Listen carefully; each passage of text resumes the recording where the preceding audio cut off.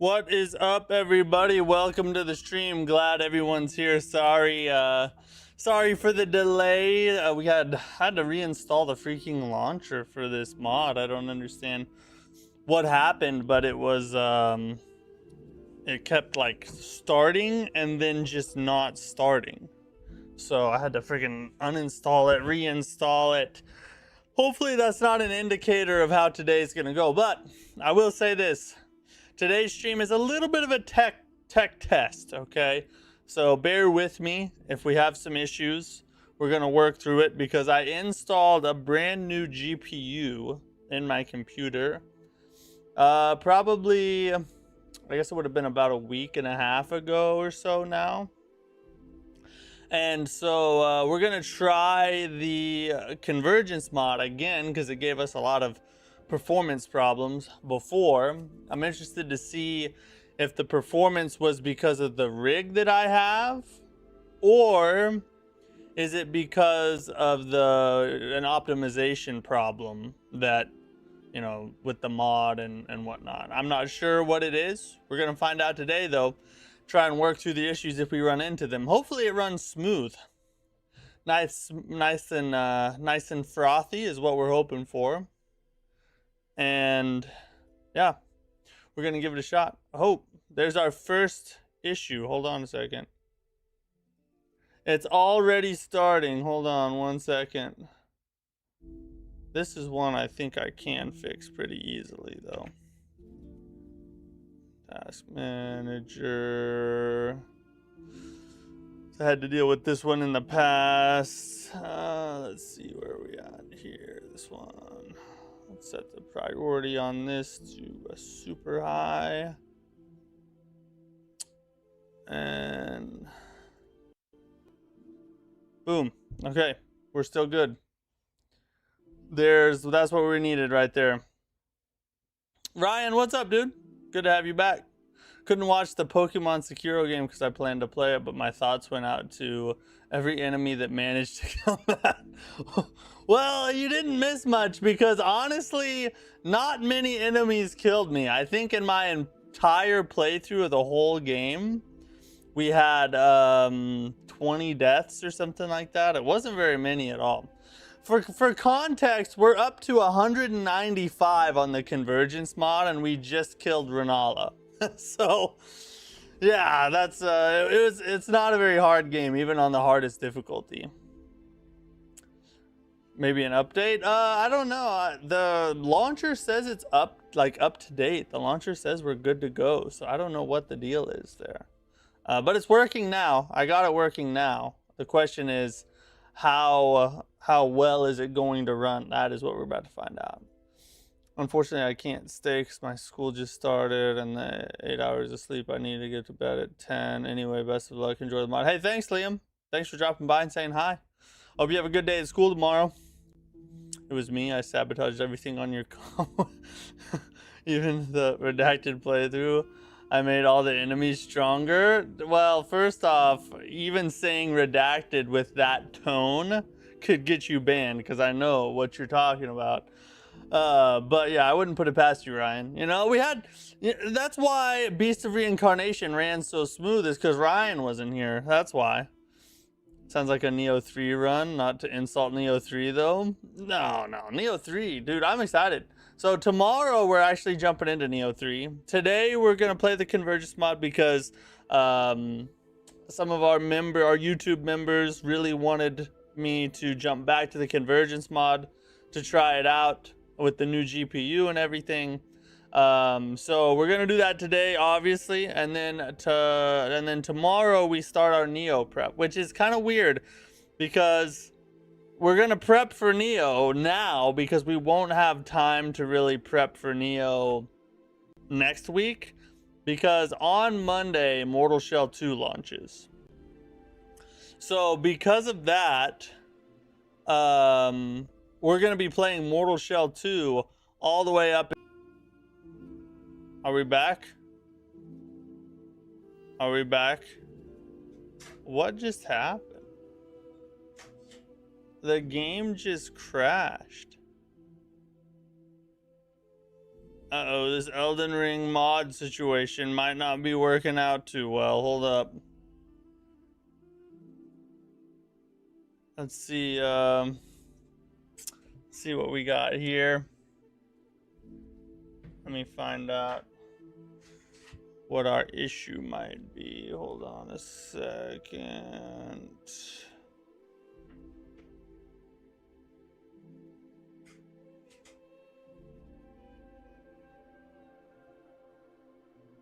Get rid of that.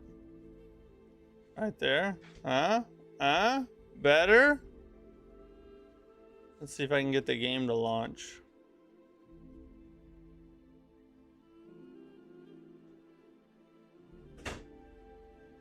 It's trying to launch. So far the stream hasn't crashed. Know the name of the GPU offhand? Yeah, it is a it's a GeForce 5070 Ti.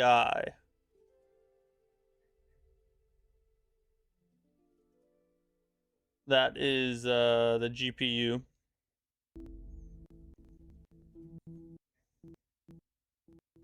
Why did I say that so weird? I have no idea.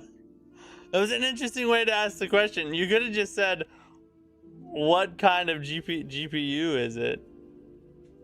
Hold on, I think I have to set this up again. Hold on. We're gonna see if this works this time. We like totally crashed out for a second.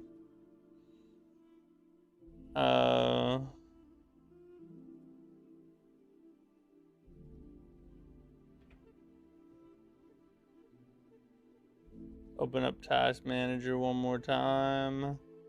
Make sure our priority is set right, because who knows what the heck just happened to it. There it is. Change the priority. All right.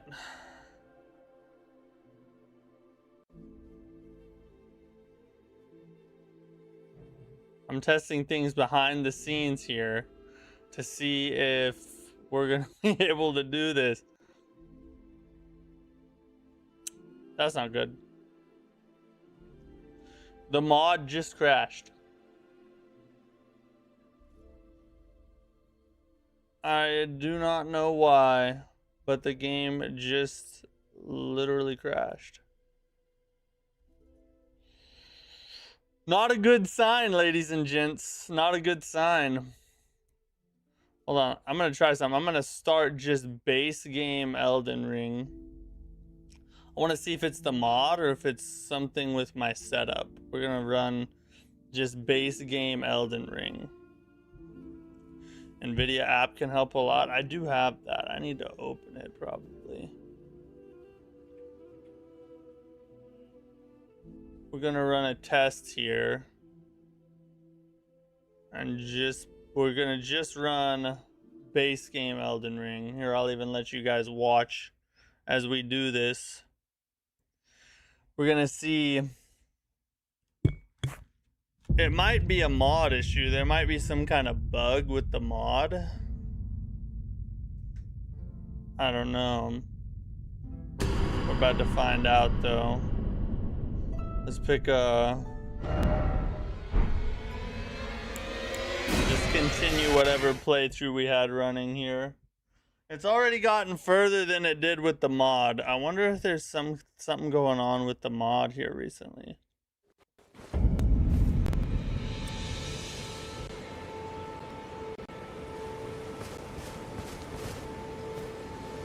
Running a confessor class, I see.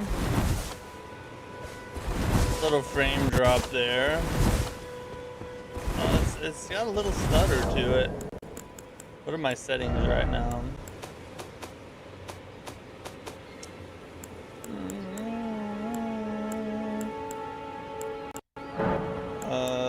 Let's just do high.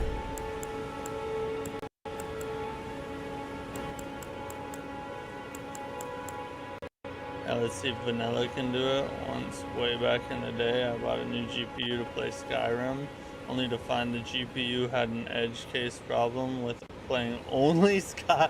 Dude, that is such bad luck. Bro, that is insane. Oh my god, I would be so mad.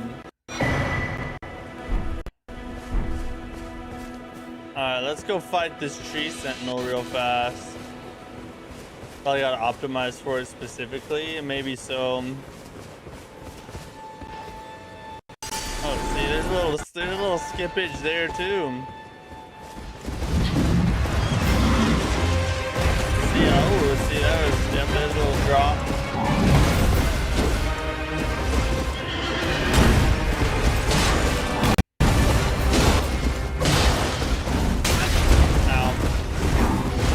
Smacked with the horsey. I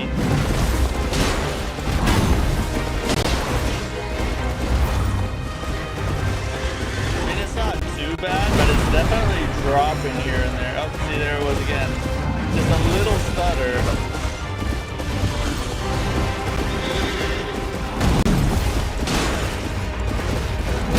Oh.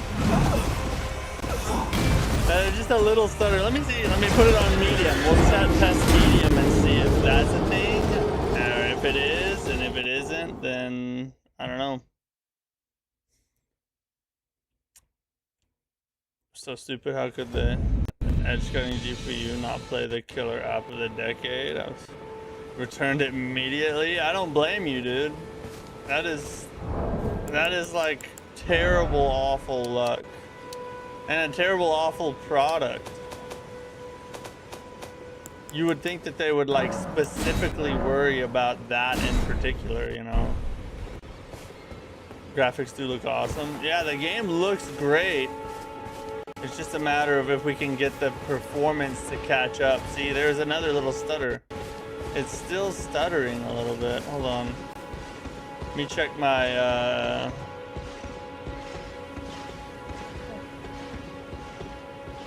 Let me check my NVIDIA app. I wonder if it's optimized for this or not.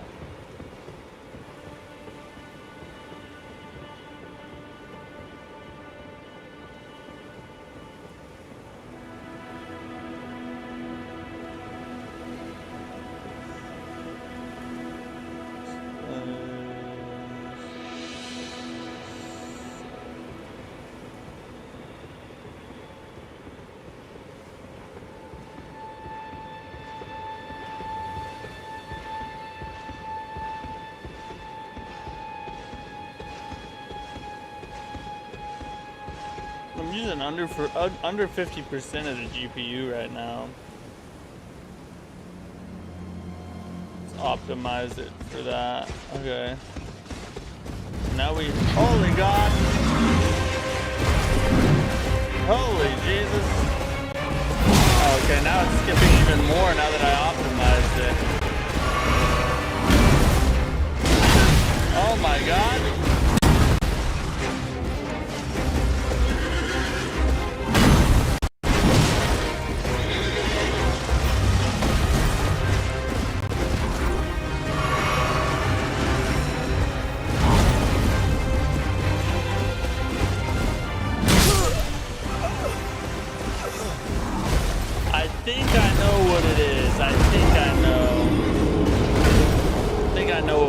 Differently to make it run smoother.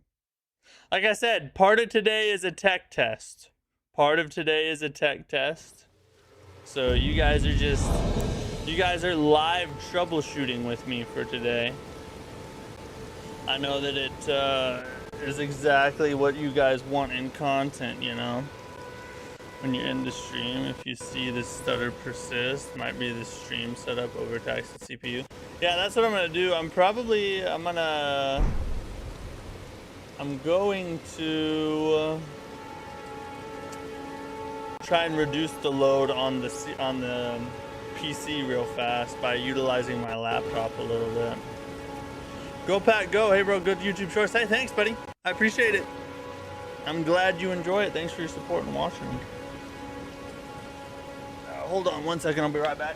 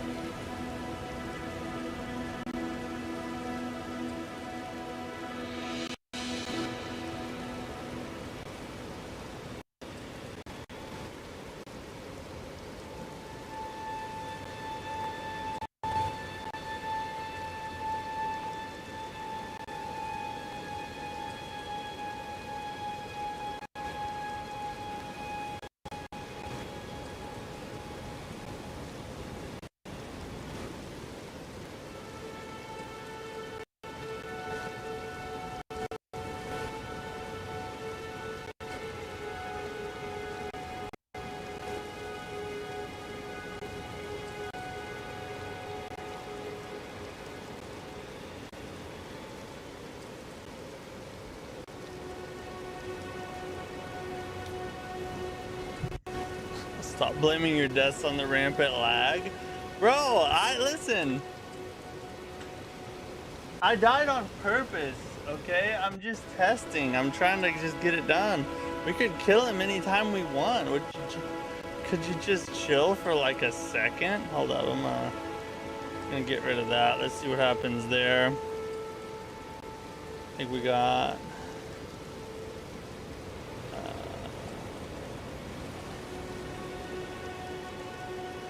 processes.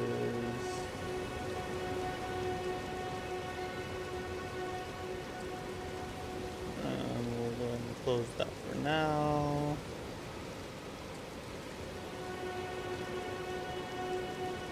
We can also close that now.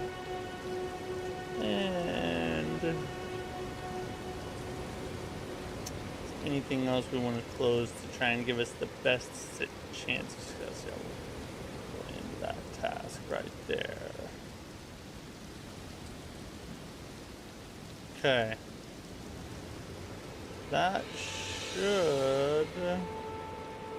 should in theory help us out. Let's see. Tree Sentinel confirmed as final boss. If it kills me, it's got to be the final boss of the game, right? There's no other explanation. Hey, Dovahkiin, what's up, bro? It's party baby girl wasn't having it. Hey, I get that life. Been through that a time or two. All right, let's see if this is any better now. Now that we took some of the load off the PC. Gotta get our 0 souls back. Gravity final boss then? Well, that's always true in this whole game. Gotta take some.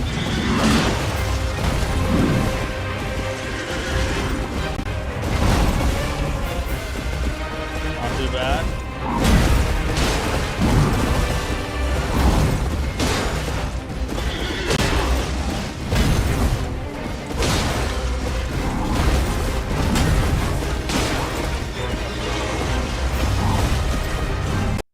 Oh, come here.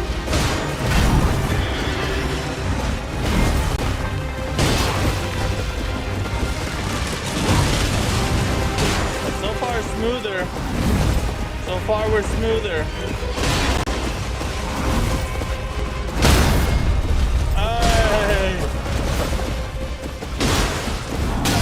I was animation locked. There's a little skip there. Gonna heal up again.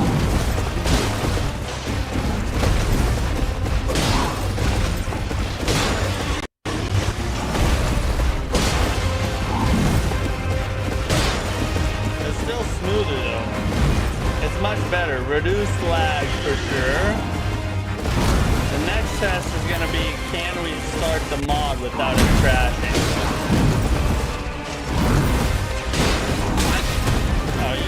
With a little quick horse shoulder.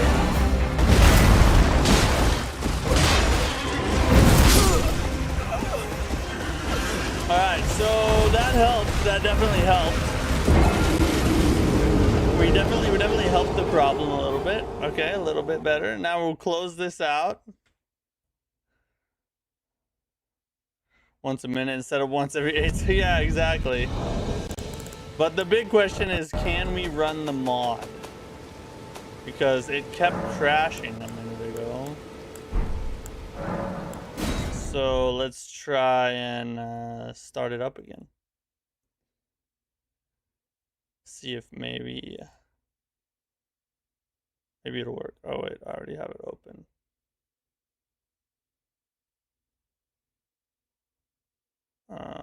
Force the restart. Okay. Moment of truth, guys. Is the title of the stream gonna be a? Hey, Dovahkiin, thanks for the super chat, bro. God dang, you're dropping it early. That meme went hard. Drop some DS2 knowledge. Ain't worried about that, Eugene, because you'll always be inside. True that. True that. I don't go nowhere, don't talk to nobody. Except when I have to at work. God dang work. Is the title of the stream going to be a lie? Or are we actually going to play the Convergence mod today? It's already got farther than it did last time I tried to start it, so.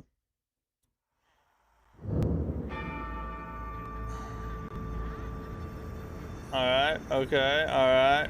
It is very laggy though. Much more laggy than the freaking base game for sure. Let me see if we can change some of the settings here. This might help us. And we can try putting it on low.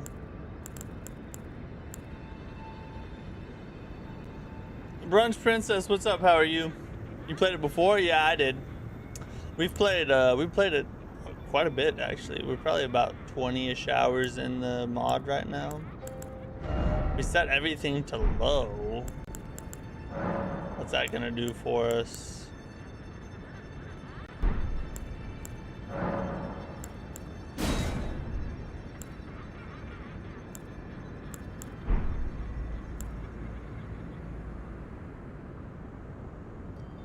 Did the 5070 turn its back on you? It may have. I mean, I would think it would give me some.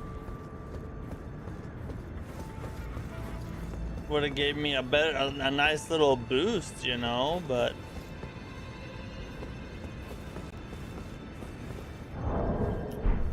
Let me look at something. Hold up. We're gonna check a couple things real fast.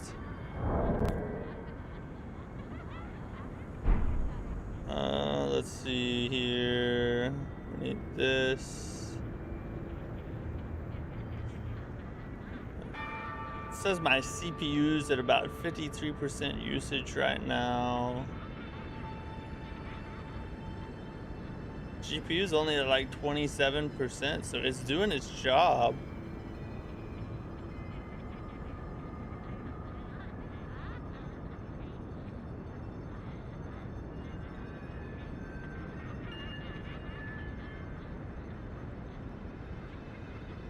I'm wondering if maybe it is just maybe it's just the mod. Maybe the mod is just not optimized very well yet. And maybe if you have like a super high-end rig, it runs nice and smooth. But it seems to be something about it that's just not jiving, you know?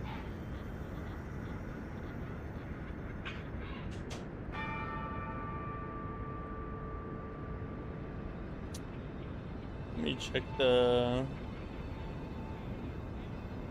let's optimize it for this. Okay, we're good.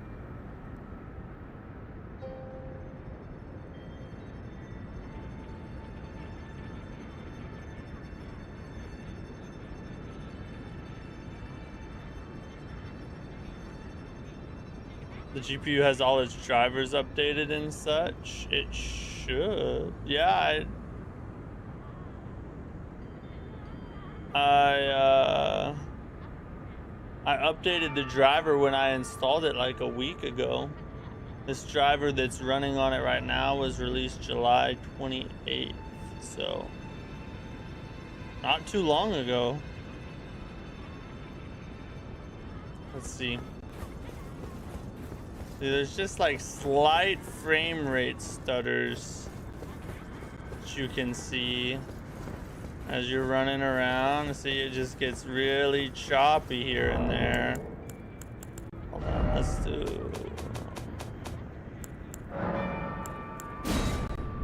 try going to full screen.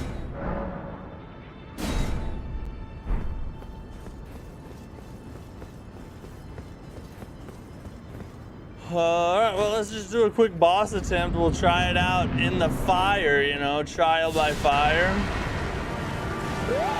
Hey, okay, it's already wigging out. It's already wigging out. See it? Look at it. Oh my god.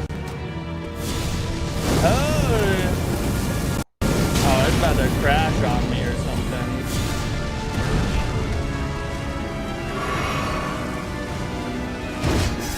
Oh, we're playing a PS1 mod, everybody. It's Convergence, but PS1.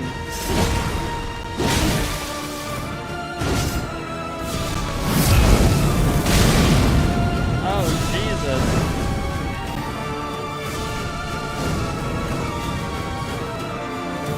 Oh, they die out. Hey, Novocaine, thanks for the super chat again, my friend. You're the best. Hey, okay. Hey, how did I get healed? Oh yeah, I healed.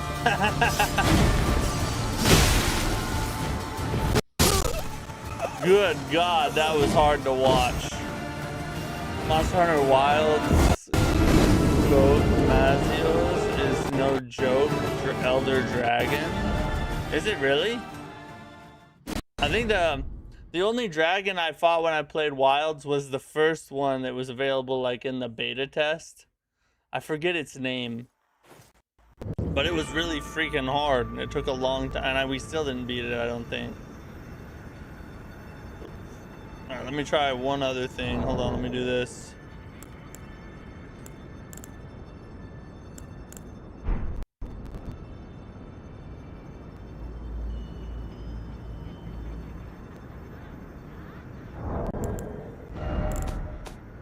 So that didn't really help much. I'm gonna do that. Yes. If we go over here,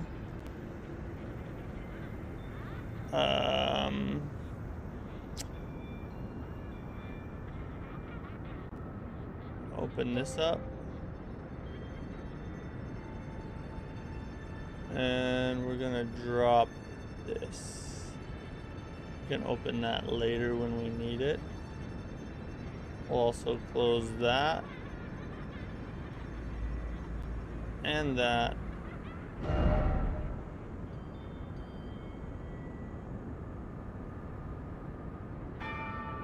And this. Alright, we've pretty much taken as much load off of this thing as we possibly can. What's the score? How's it going, buddy? I wish I knew more about the graphics tech. Yeah, I do too. This is not my forte. I'm not a PC player by nature. It still dropped. Like I took off I'm running basically just the streaming software and the mod right now. And this is what it looks like. What's your final rating / thoughts on Beast? Beast of Reincarnation?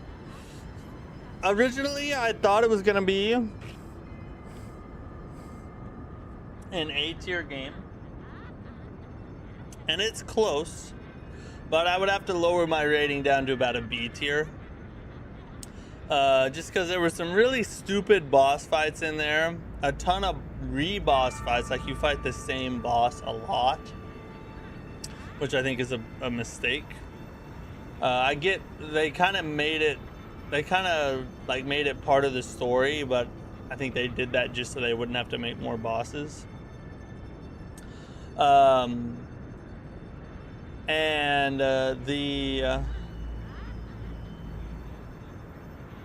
the story pacing is terrible. Like the way the method in which they chose to tell the story was just not my cup of tea. It was very anime-y, you know.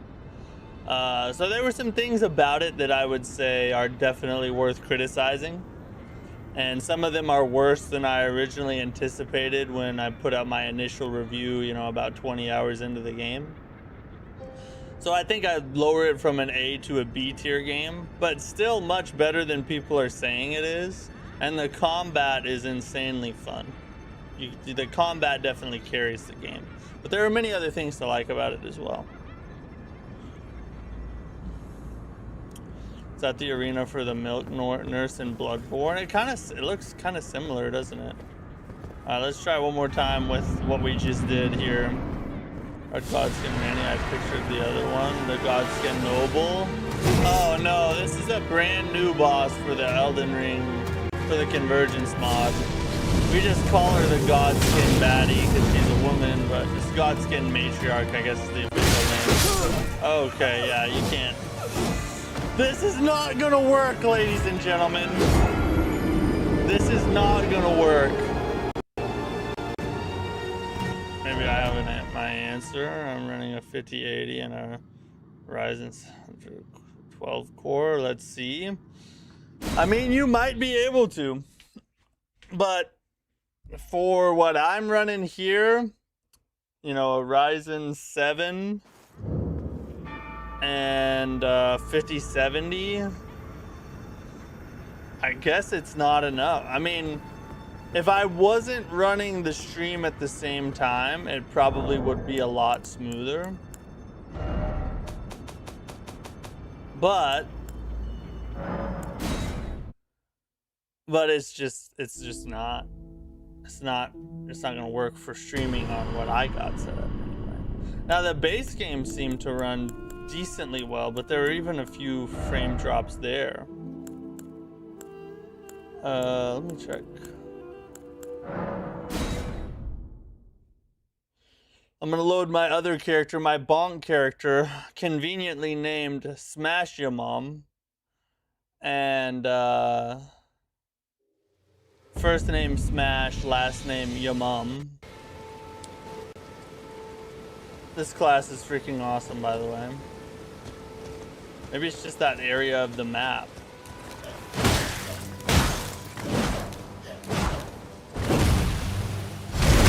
We got a backstab. Oh yeah, got the poison. Let's hope they made enough money to encourage a sequel and improve upon what didn't work. I mean, it's Game Freak that got that Pokemon money. True. I think hopefully it's been received well enough that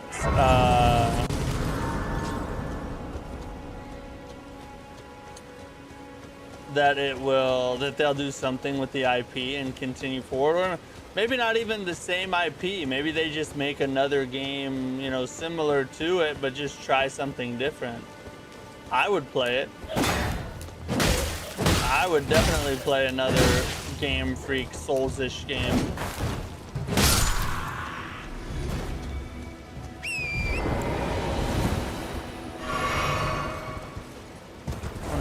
Did I grab it? No, I haven't grabbed the church yet.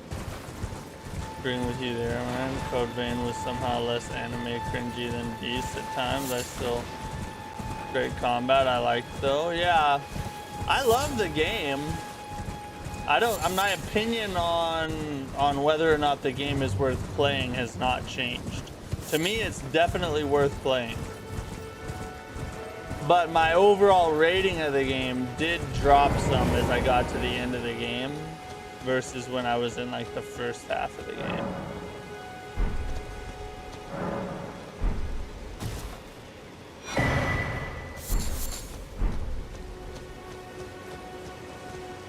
See, when you're not in a boss arena, or honestly throughout my playthrough of the Convergence mod, I feel like depending on where you are in the map,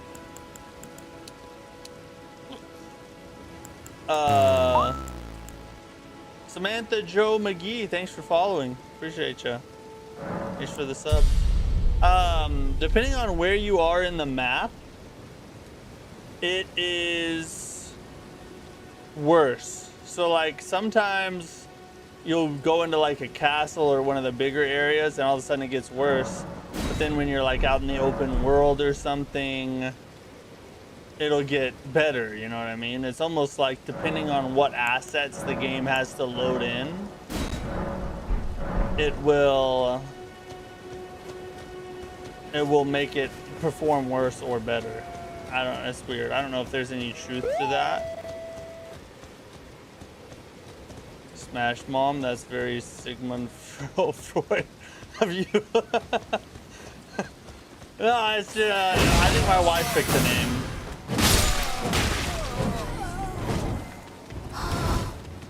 I like this weapon art on this hammer. Watch this. Oh, hold up. I'm gonna do this way. Alright, this guy's gonna get it. You get so much stagger with that weapon art, that Ash of War right there. Let's go fight something. I love fighting with the friggin'... Let's go fight the Knight Cavalry. I don't think I've killed him yet. You get so much stagger with that Ash of War on this class. And you guys know me, you know. I'm all about the big bonkety bonk. I really hope Mortal Shell runs better than this, because I'm getting it on Steam. Or the copy. I'm actually getting a copy given to me by the developers. And the copy they're giving to me will be on Steam.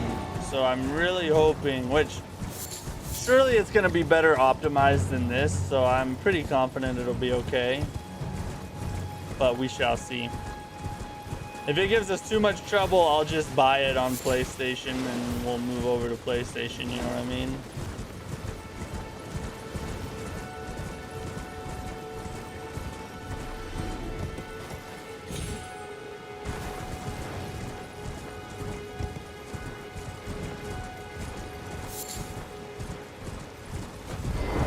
It's definitely annoying, but like it's playable if you're not in certain boss fights.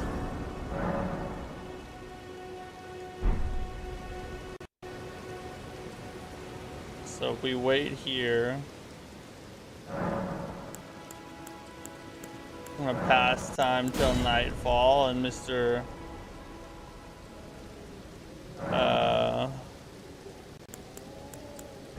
Knight Cavalry should come out and say hi.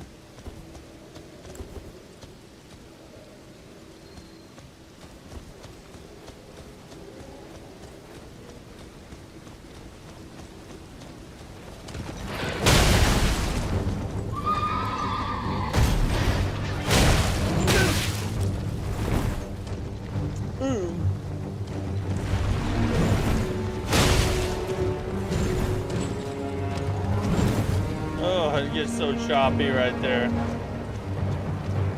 I feel all dirty.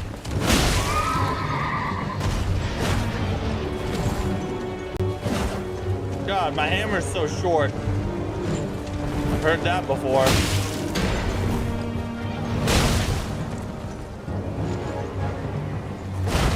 Okay.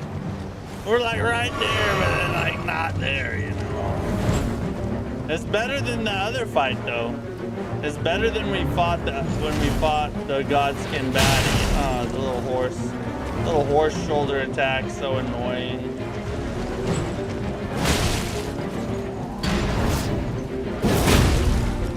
Yeah, boy. Get staggered, son. What's up, Mario?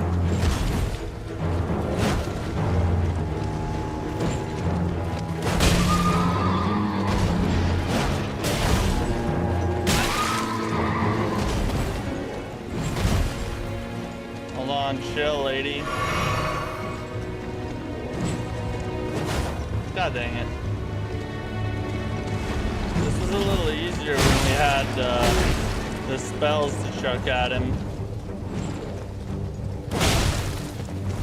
Thank God we finally got a little bit of damage. Whoa.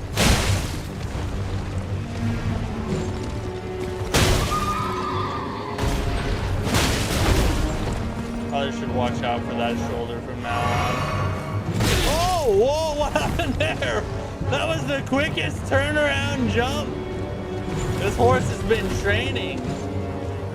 Holy God.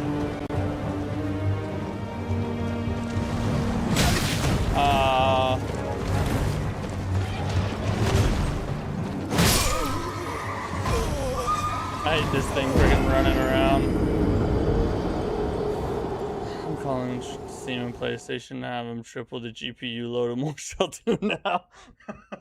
Thanks, but you know, I don't want to. I missed you so much, bro. Not having you around to make things so much better, you know. Stream betrayal, Matt. This stream experience was safe. Thanks. Thank God. I was worried for a second. These have to be my favorite bosses. What's your favorite boss slash style of boss? My favorite boss is Mesmer from the Elden Ring DLC. But Arlecchino from the Lies of P DLC is a very close second.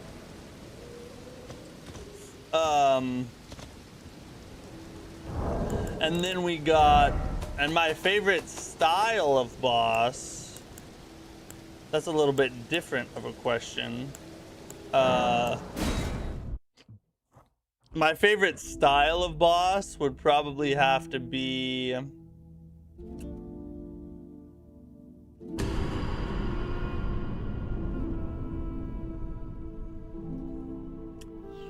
probably knights. Like big knights in giant armor with huge swords and cool cinematics. That type of aesthetic and style of boss is my favorite. Like, sort of like Artorias or Slave Knight Gale. Even like Mesmer, the Looking Glass Knight from Dark Souls 2. You know, things of that, like games, not those bosses in particular, but bosses of that style are my favorite kind of boss. Boss by 80% until the one streamer guy beat the game for no real reason. Hey, you must have a direct line to the CEO because they took that straight to heart, my guy. Straight to heart. Demon Souls, the big guy. Oh, the Tower Knight. Kind of, not quite that big though. Like that one's a little too big and gaudy in my opinion. But yeah, similar to that, yeah.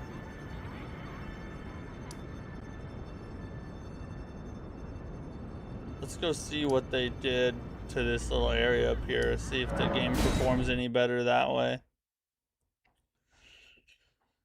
Did you read about Mortal Shell 2 difficulty options? Apparently each difficulty has different things in nighttime, like nighttime mode and stuff. It's not quite like that. But I did read about it. We're going to talk about it on the news break and I'll kind of explain how it works. I think it's freaking awesome though. It's a really interesting way to approach difficulty. I'm excited to see it in all its glory. I just did that for some reason. I got my cool horse. We got our awesome little horse armor here. Elden Ring Tarnished Edition who, you know what I mean?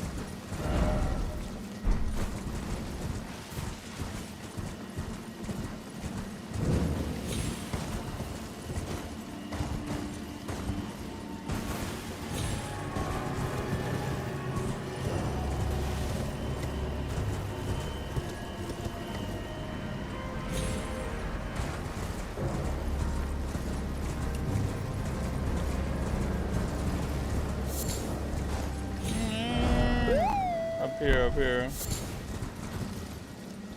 Dovaki, thank you for the super chat again, my friend. You're a goat. There's a lot of info in that. Yes, yeah, I have the Gaming Vault video queued up. We are gonna watch it tonight. I promise you. We are gonna watch it. We gotta go around. I've been meaning to watch it for a few times now. And we haven't got around to it, but tonight we are. I have it ready to go. We don't have a ton of news to cover, so it'll be the perfect time filler for after we finish the news topics. Hey, chill out on the camera, buddy. Oh wait, why the F am I going this way? I should be going that way. What the heck is going on? My last name is it's Jobs, but don't tell anyone. Well, Dovahkiin is Fighting Cowboy's secret editor apparently, so Oh, we actually have to go that way to get up where we need to get up. Super interested to hear your thoughts on it. I'm just reading about it now, but it's news, so I like it. Yeah, exactly. It's an interesting way to approach difficulty. And it's, in my opinion, which I'll go in depth on it when we cover the news, but in my opinion, it's like a happy medium between no difficulty options and adding difficulty options. Kind of an interesting system. I'm really excited to try it out. You know, I gotta simp my dude. I appreciate your simping.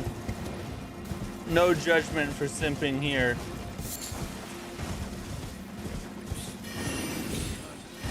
No, I don't want to fight invisible wizards. Oh my god! I'd rather fight invisible wizards. I did not know that there was I thought maybe I could just skirt around that wall. I thought I could just skeet around the wall, you know?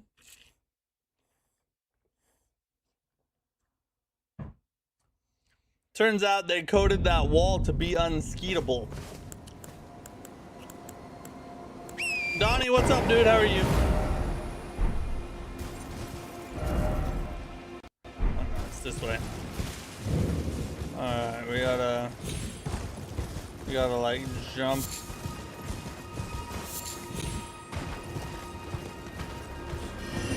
We're gonna do a little ow.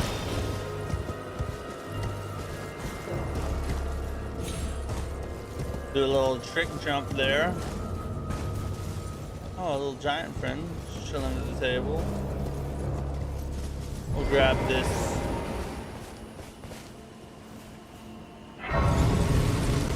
You know, one could call gravity invisible. An invisible magic. It's more like an invisible death sentence for me. If we're being honest. Kind of like an invisible death sentence. Alright, here we go. Let's see what they changed about this castle over here.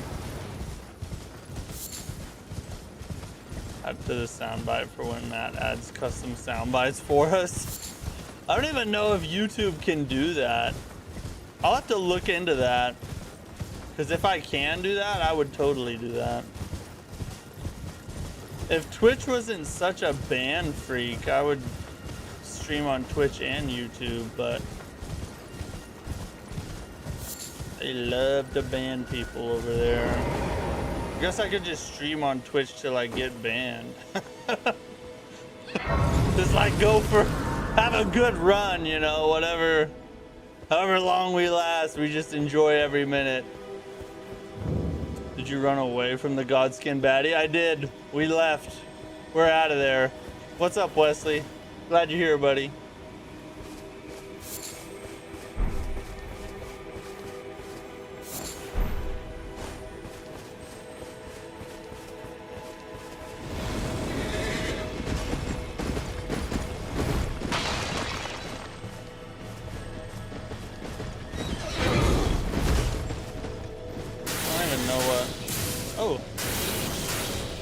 Static.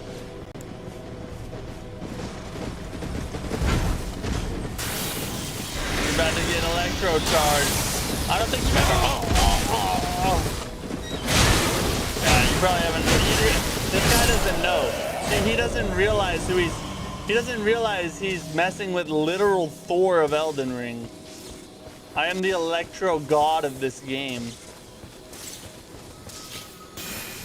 The only one that can oppose me is the Godskin baddie and that little worm snail thing over there. But those are the only two.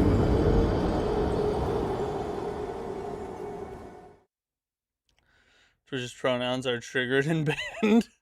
Triggered and banned and gay. Like he ran from the lag. Yeah, that's true. The Godskin baddie fight was not made for not NASA computers, I guess.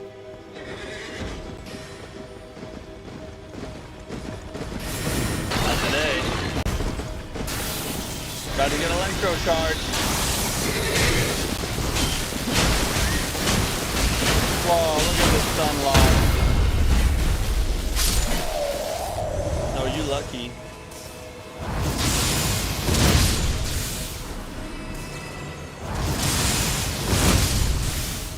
I love this.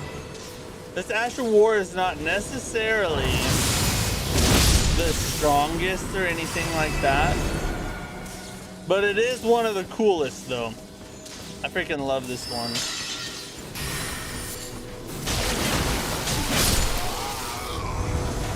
Oh, look at him. Oh, I'm gonna just land right in front of you. That was a pose. It wasn't an attack.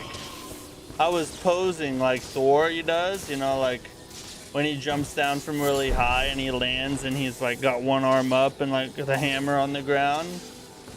That's what I was doing. I was just posing. Definitely did not just whiff the attack. That's not what happened.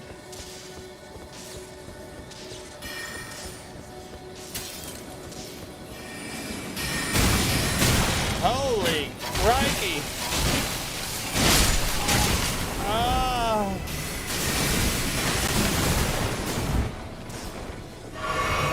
Something was eating away at my health. Something was.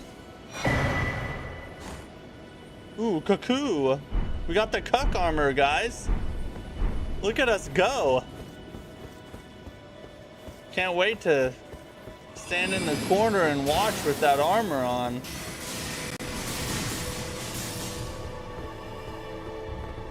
Simply for lightning and beast was what I should what should I expect? Anything? True. I guess I'm kind of starting to form a little pattern, aren't I? Just a little bit of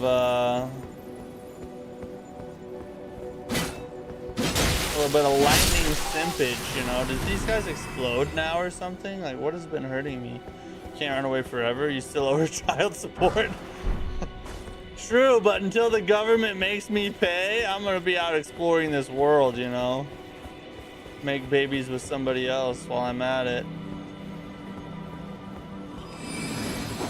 Don't do that crap. I'm done with you.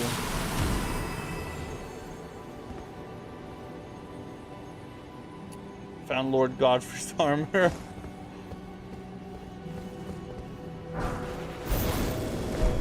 What the Lord in heaven?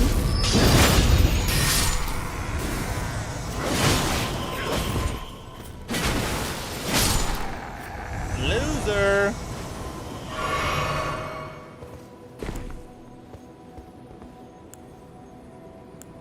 Static charge. We'll go ahead and get rid of that dude. Is the stuttering issue a thing of the past? No, unfortunately not. That's part of the reason why we left the Godskin baddie and ran away, is because the stuttering was awful. I guess the mod is just not very well optimized.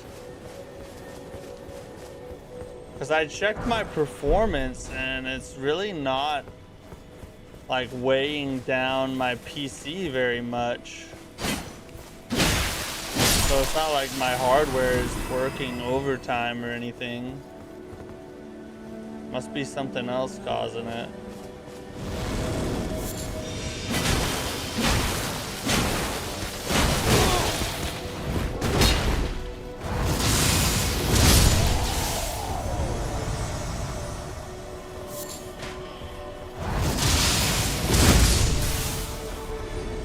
Lightning spear.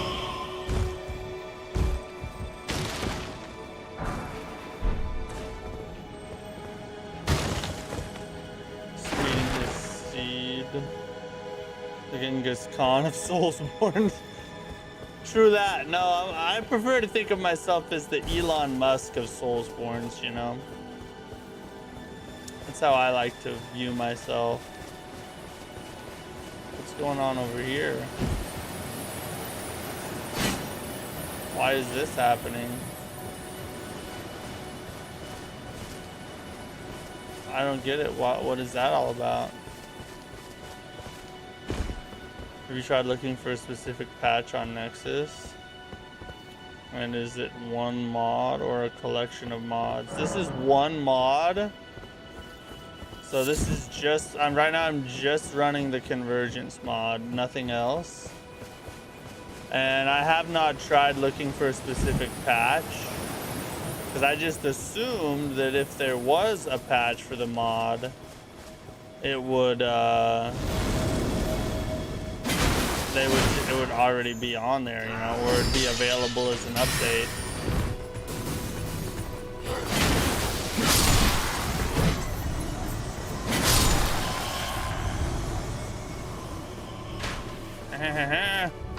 Four pose, but this time you're under me. Is this your first playthrough? Yes. Yes, it is.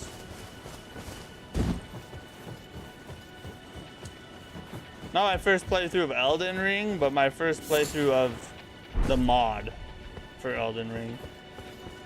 This isn't one of those paintings. Elon's a real one for naming his girl Commodore. I know, dude. Respect. That is respect right there. Ultimate respect.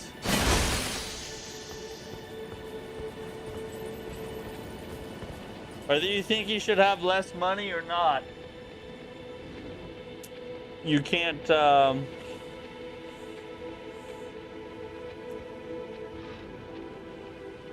hate on his penis.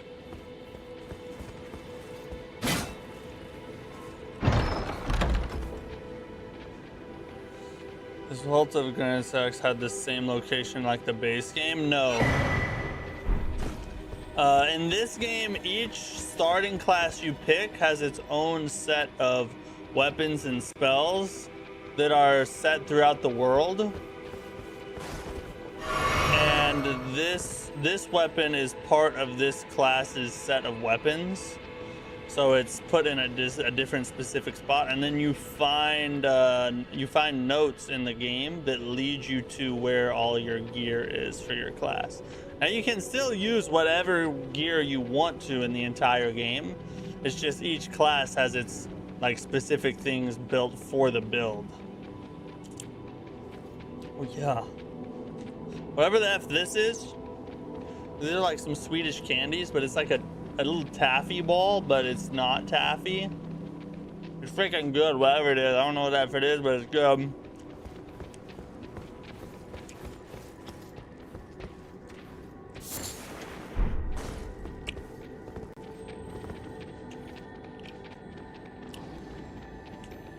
Less money equals less motivation to do better at your work. You socialist. Hey, look. I didn't say I think that. I said regardless of what you might think. I think people should be free to earn as much money as they can legally and without hurting other people.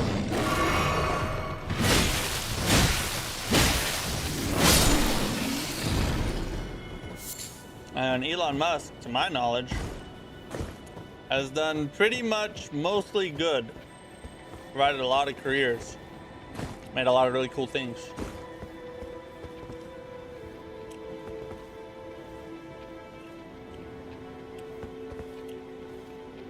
I feel like it is reduced. I mean, I think it's a little better right now, but you should have seen it at the Godskin baddie place. Her fight was just unfightable. I would venture to say it was almost better before, but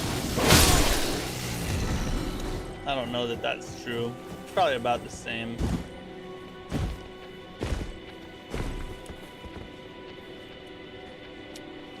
Oh yeah, is it my first playthrough of the mod? Yeah, this is my first playthrough of the mod.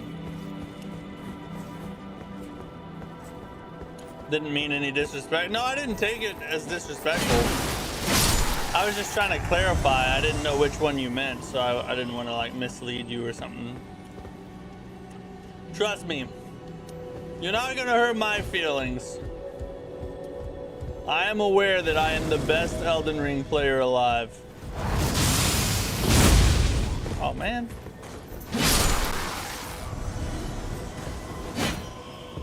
Maybe I'll just miss that.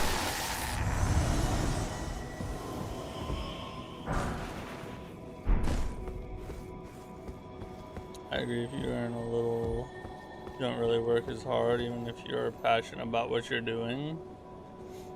I mean, people follow incentives, right? What you incentivize people to do is typically what they will do. So if you are working a dead-end job with, you know, getting paid hardly anything and no room for advancement, you're just not gonna work. You're just not gonna work very hard at it. At least most people won't. It takes a very special person to work hard at something, and pretty much no one will work as hard at it as they would if they did have, you know, all the perks of upward mobility and better pay and all that. My only disagreement is with the government contracts. I mean, make the argument if the product is good. Yeah. Elon was too connected with Big Gov at the time. He got those contracts. I mean, yeah, that's kind of true. I mean, you could make the argument that he should have recused himself from consideration and just stepped aside as soon as he started like being a part of the government. But it's also true that he's been working with the government for years and years now. So it's not like it started when he started working for the government. F you whore. It was just a continuation of what already started, which, like I said, you could make the argument that maybe he should have done something different. But it's not like as bad as if he had never worked with the government before, and then he gets a job working with the government, and all of a sudden all these government contracts start pouring in. You know, that would be like a whole different ordeal. Oh, shoot! Holy God, he almost killed me. Wow. He has grown so much hair on his chest.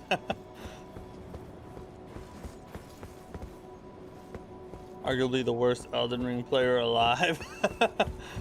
Arguably the worst at dying, because I hardly ever do. I mean, what?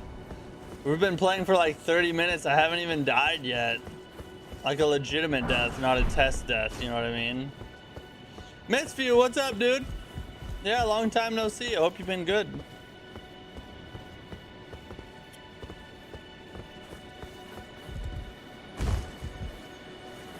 That's in a boss fight. Is it time to troll? No, no, no. I am the boss fight. Bosses fight me. I'm the skill check for the bosses in the game. See, what is all this about? Oh!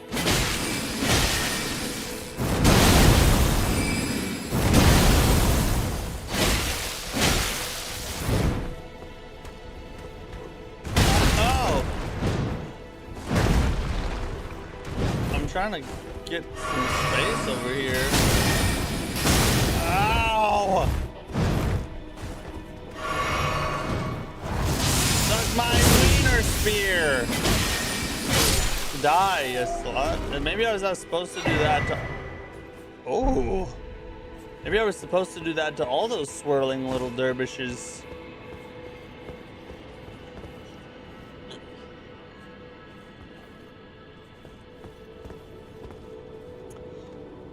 I wonder if the mod changed that creepy dude you find here that sells you stuff. I don't know. We're about to find out.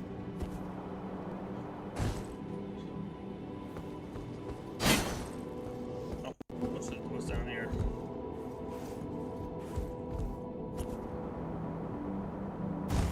You didn't need to test gravity. It still works, but you never know, okay? I'm trying to see what they changed in the mod, you know? What if they change the way gravity works in the mod? I feel like it's my job as a streamer to thoroughly figure out all these things. Oh, we're back here. so I can actually go test this. We can destroy this little thing. Sick man, lung infection on antibiotics. Dude, that's sad. I'm sorry to hear you're feeling bad. Are you starting to get better at least? I've been great. Just streaming and dreaming, you know what I mean? I'm not gonna fight a stupid crab. F you, crab. You're not worth my time. I don't give lessons.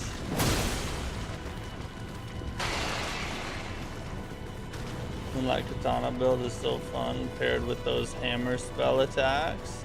Never been much of a katana user because I hardly ever run dex builds. My favorite weapon in all of Elden Ring is the anvil hammer from the DLC. That thing does so much poise damage, and the damage is insane, and the Ash of War is crazy. It pretty much has no downsides except for attack speed, but that's to be expected when you're working with a strength build. You know what I mean?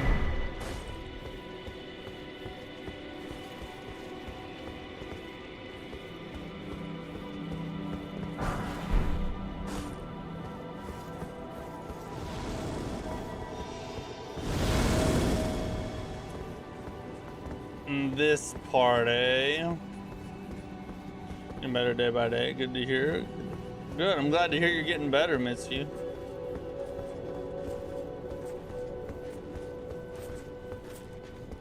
The creepy crud's been going around from what I hear.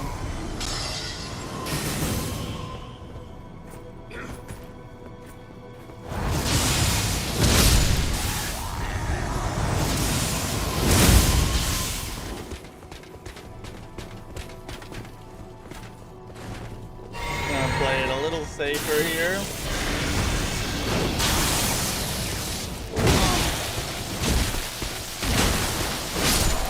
Gonna hit the electro build on him.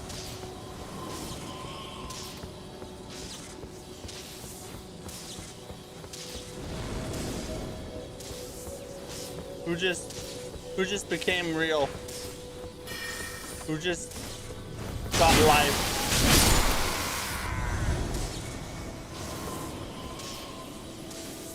I don't fault you for not fighting the crab, the true Elden Lord in ultimate life form. Yeah, the crabs are freaking annoying, and that one was a crystal crab, so we would have had to like break its shell thing all around it. And then F'ity F, you know. Ain't about that life.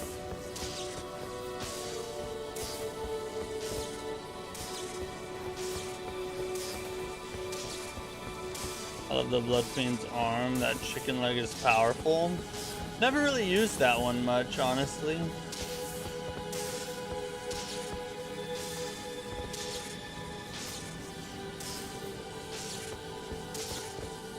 Oh, we're supposed to pull that switch down there.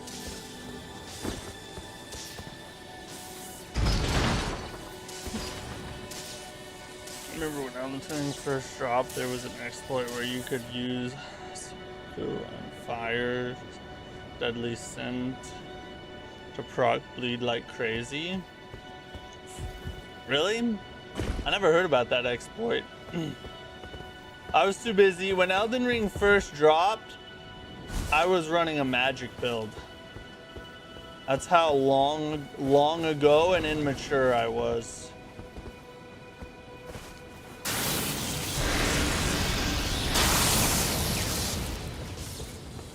Can you believe it?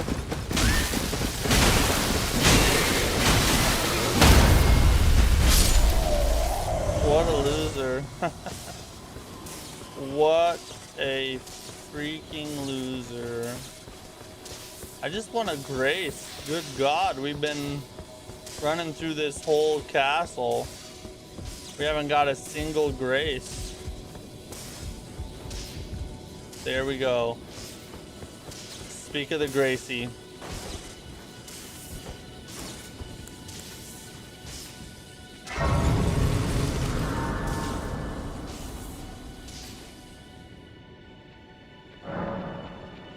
Hard block breed every second and melt through bosses in seconds. Really? It was that strong? That's insane.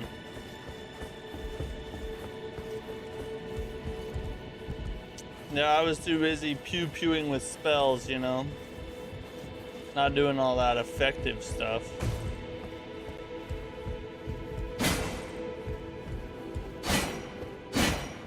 Oh, that's the NPC.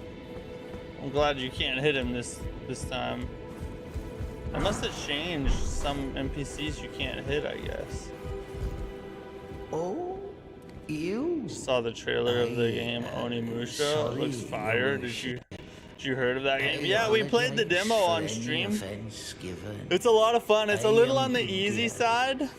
So that was my one problem with it, is it was too easy, but it's supposed to be harder on full release. So we're gonna play that when it comes out. We're at least gonna try some of it. But we're also gonna be locked deep into Mortal Shell 2's cheeks here pretty soon, so it'll be hard to get out of there. And I never pull out. Hashtag 5kids. You're using one of the hardest to obtain weapons in the base game. True, but in the mod it is pretty dang easy to get when you select this class. Fell in love with the series. I never played the original Onimusha. Any of them. But I like this new one.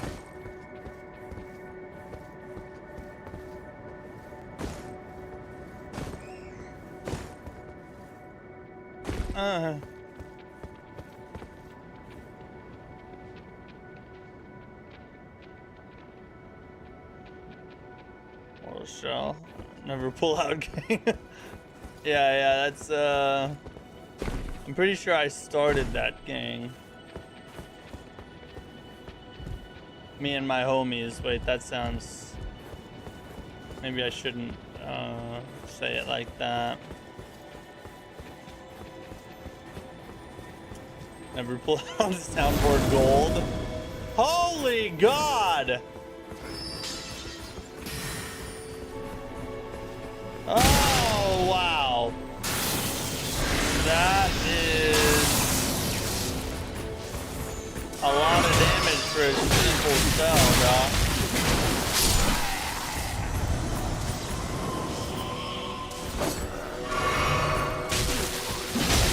Okay, I'll just jump over you then.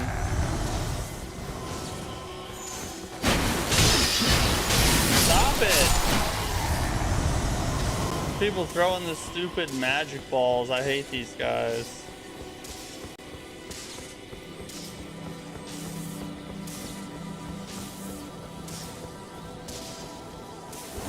Oh, I see you, you stupid.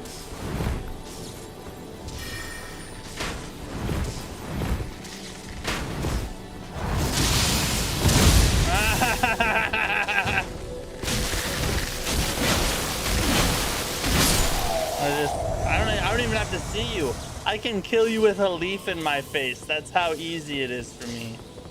You're nothing.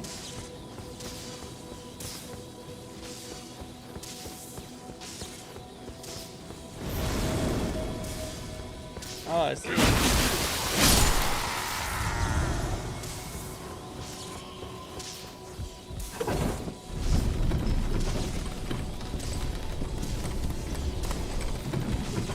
Take the elevator up. Should be a boss. See, now that we're getting close to the boss arena, it's almost like the stuttering is getting worse. You're downloading the demo right now of Onimusha. I think you'll like it. Like I said, it's on the easier side, but the combat's fun. The parry feels good, and it's just a solid game, you know. Not everything has to be super hard. It's just daddy likes a good spanking. That's just how I am.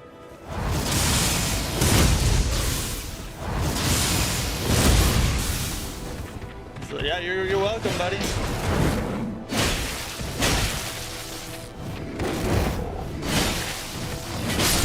Holy God, how? How did it live? How has it lived? It makes me livid that it's still lived.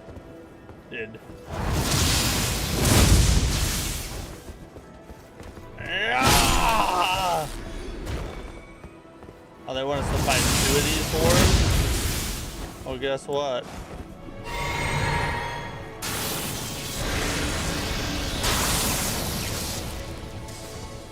With me and the electro spell.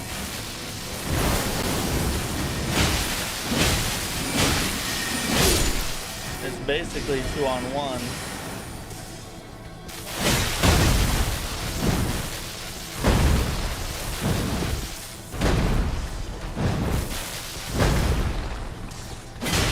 Dear Jesus.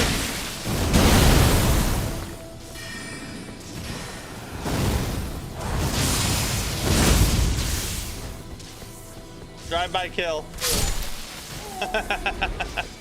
What an idiot, bro. What an idiot. Saying you love it. Hard sounds a little gay. I'm a little gay, I guess.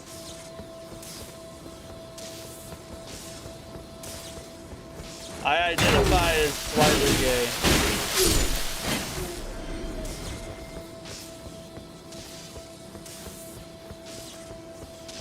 And also, I'm trans. I'm gonna go play in the WNBA. Like Enos Cantor. We got a stake of Marika here. Drive by new tech. Yeah, this is Hood Souls now. You can drive by here.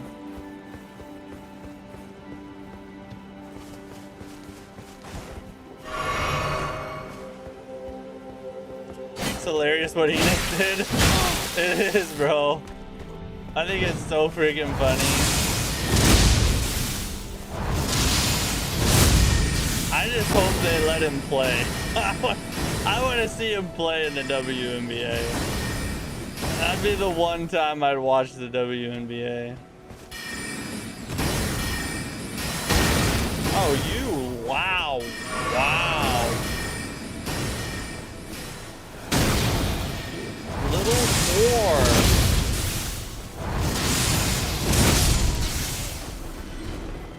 Look at what's he even doing out here?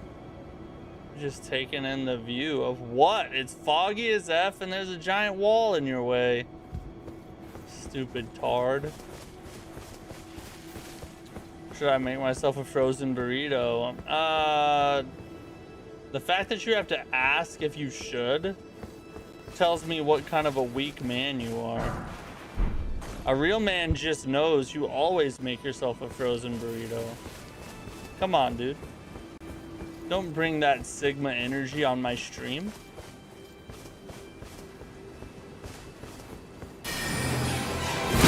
Holy God! Who is this? Oh, Jesus! Oh! Alright, let's download attacks. We're downloading right now. We're downloading. Yeah. Oh, he doesn't have much health at all. Running, running, running, running, running.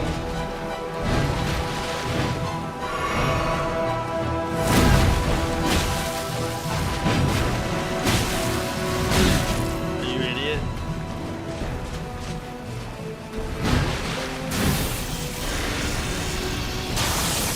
Get on the building! Oh. Just wait, buddy.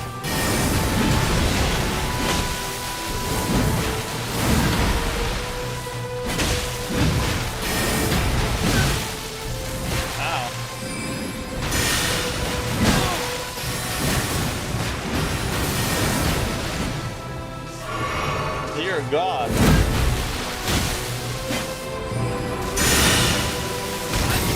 Ah, I got a little too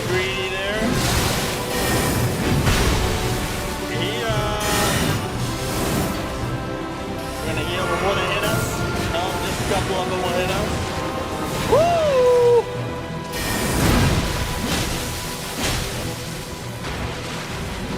Oh, this dude's crazy. He doesn't have a ton of health, though.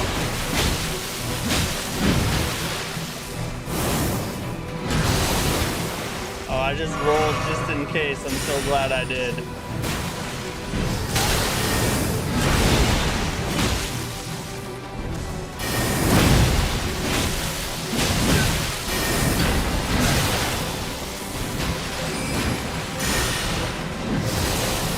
Whoa!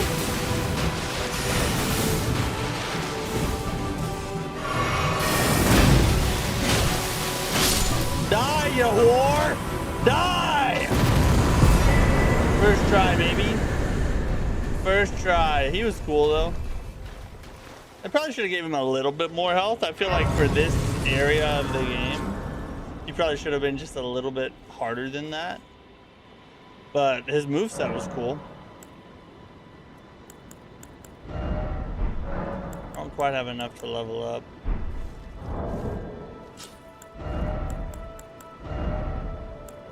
Let's see, what did we get from him?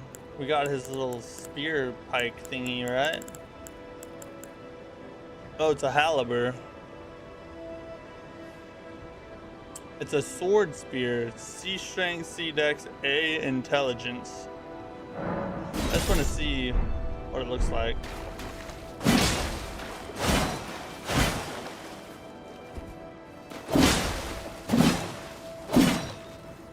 That was cool. A good fight. Wish I could play around with the weapon art on this, but I don't have the stats for it.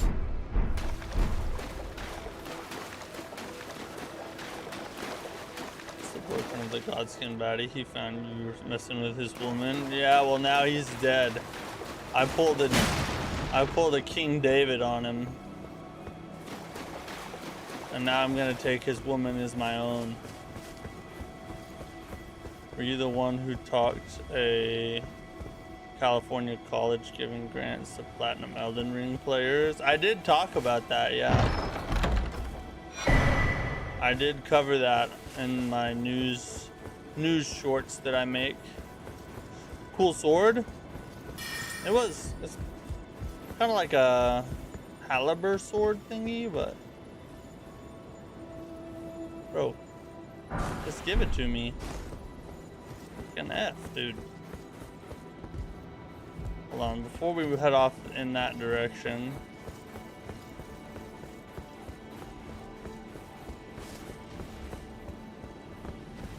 Is there anywhere else to go around here? I hear a big giant walking around. I wonder what changes they made to the fire giant in this mod. That could be really interesting.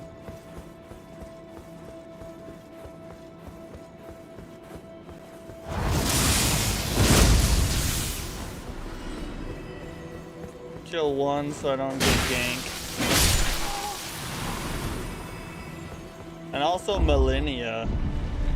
Millennia and Consort Radon. And the Fire Giant. Those are the three bosses I'm probably most interested in. That and Mesmer, if they did anything with DLC. Oh my god! Freaking like it's a Demon Souls throwback. Or Dark Souls 1. What in the F is going on?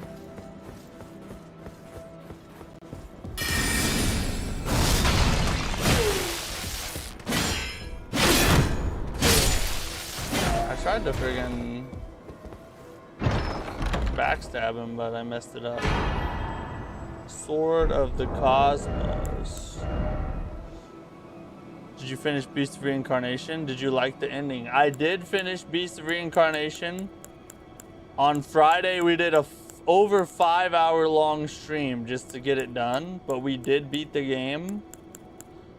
I thought that the ending was by far the best part of the game. Beast of Reincarnation starts out strong, towards the middle, it fades and gets kind of dumb, especially as the story pacing starts to grate on you. But then the end picks up to straight peak. So if you stick through the game and get to the end, you're in for a really, really cool experience. I love the end of the game. Oh, where's that thing I just got? Oh, the Sword of the Cosmos. Intelligent. There's a lot of, yeah, makes sense. There's a lot of intelligence weapons in this area. You need to play Relic again if you want more viewers. Why do you say that?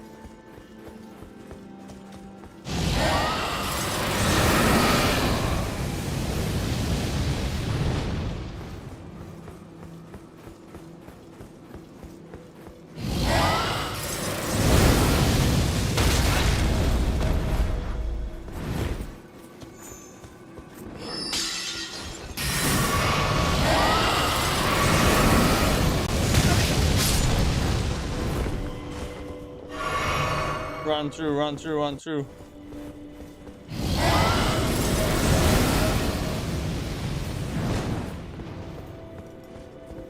Holy good God. Ah!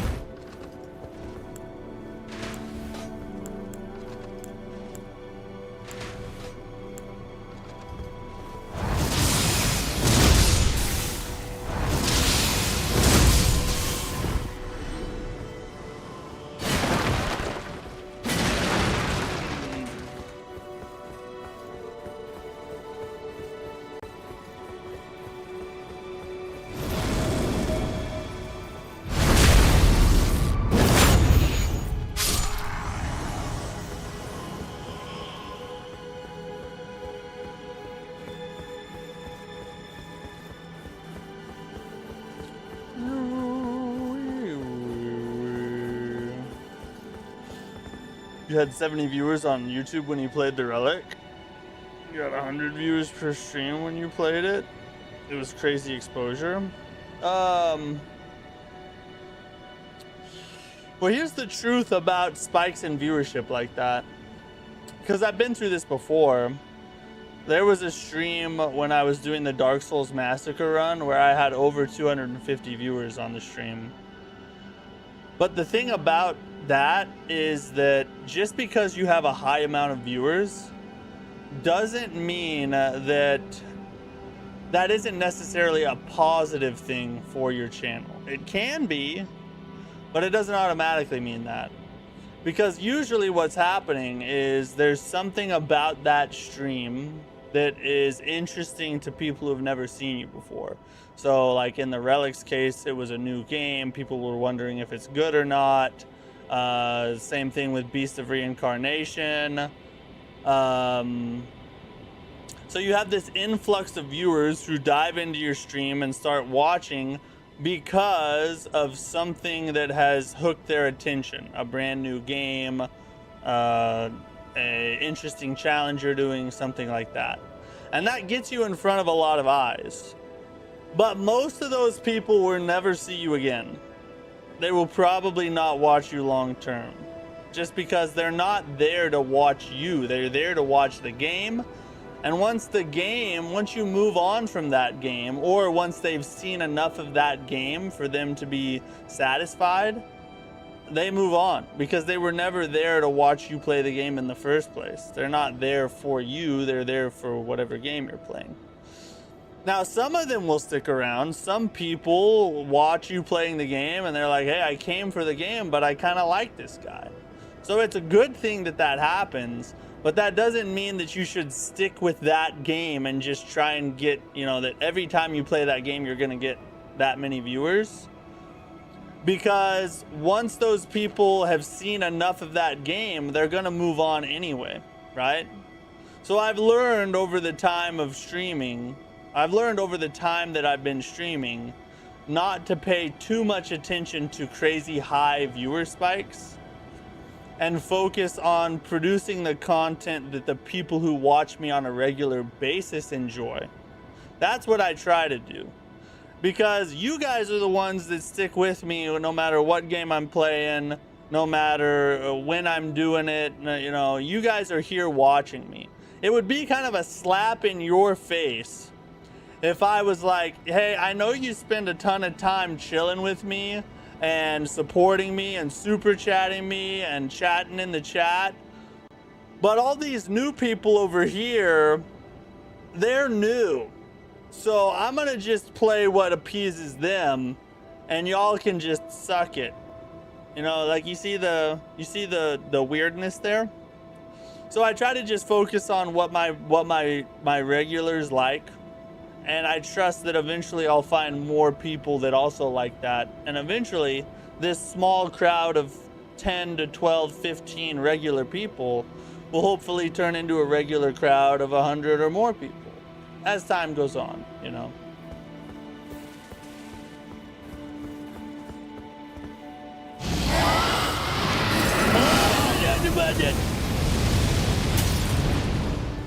Go, go, go. They put the grace in the fire? How does that make sense?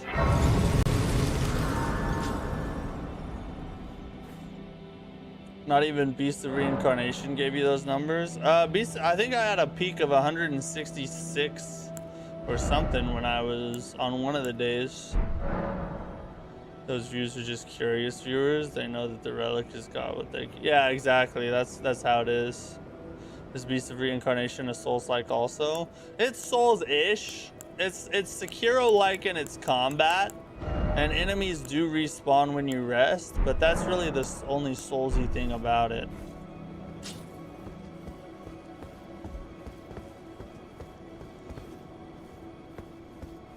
So they're junk food viewers? Kinda, yeah. They get their quick little fix and then they're out.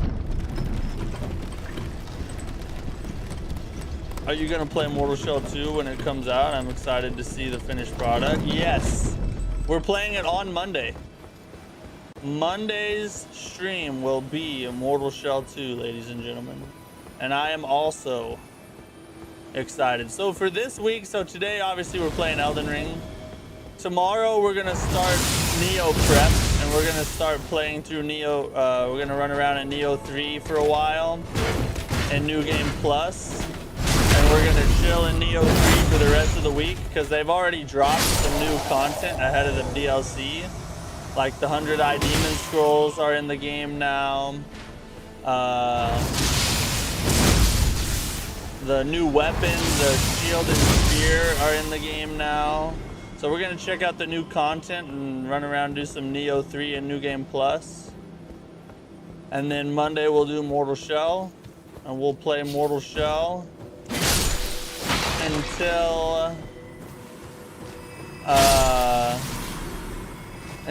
the 19th, which I think is that Thursday, I think. And that's when we'll check out the Neo 3 DLC.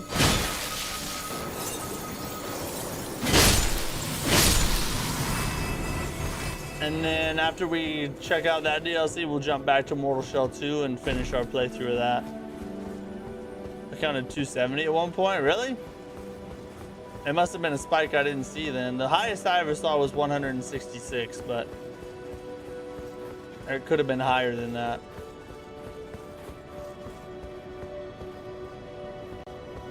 Is it like Wolong? Kind of, because you know you have to deflect in Wolong, but it's much more like Sekiro. The combat is basically Sekiro with a more forgiving parry window mixed with Final Fantasy or Expedition 33.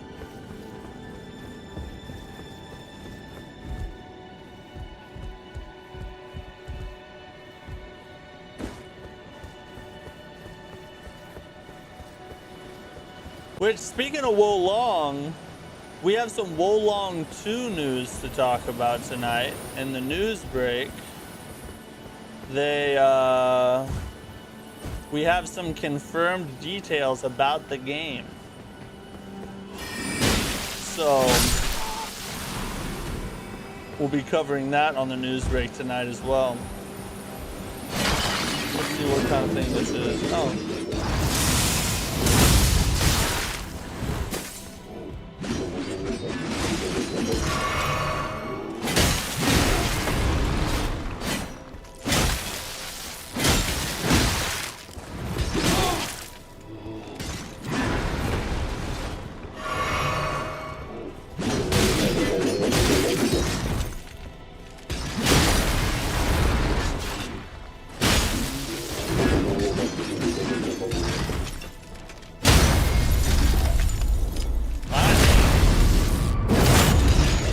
With them charged heavies.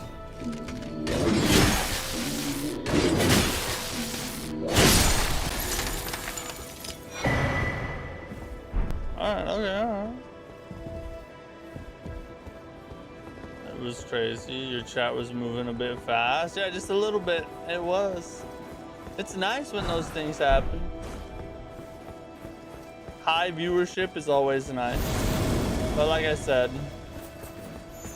it's nothing to get too excited over.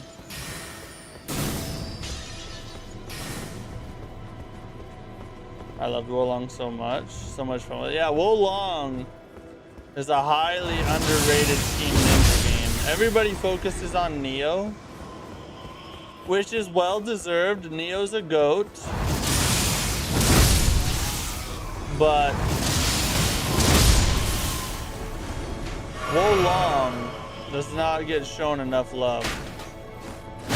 The story is trash. Like, the story's not interesting at all, really. But the combat and gameplay, straight peak, bro. Some of the best combat in terms of smoothness and fluidity that I've ever played.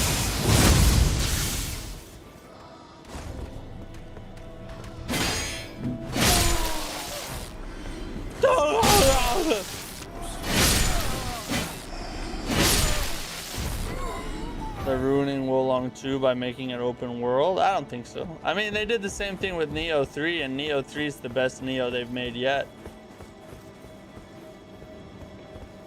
So I'm fine with it.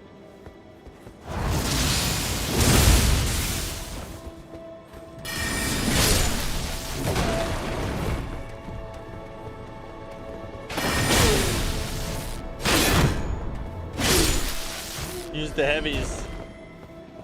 Neo 2 is better, less bloated. I didn't think Neo 3 was bloated at all. It's bigger, like there's more content overall to the game, but that doesn't make it bloated. It's just got a lot to experience and have fun with, but all of it's good, so I'm good with it. Along that boss who duplicates himself, I've had enough with his shenanigans. There is that. Yeah, there is that. We're gonna make sure nobody's behind us. Prison shower check.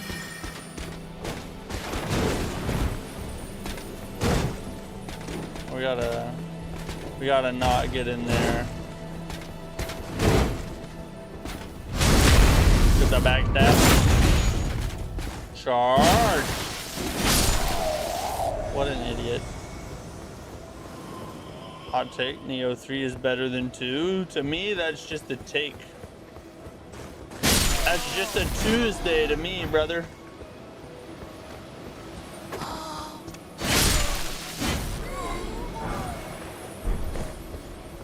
I got tired of fighting the same enemies. The death veil was stupid. I mean, you do that in all of the Neos.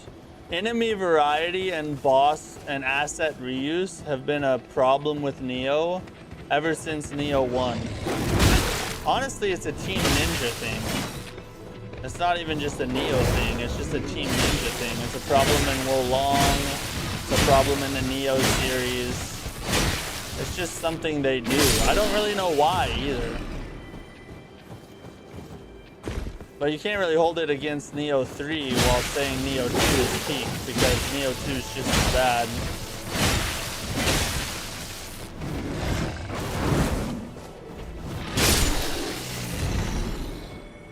Oh, there was another doggy.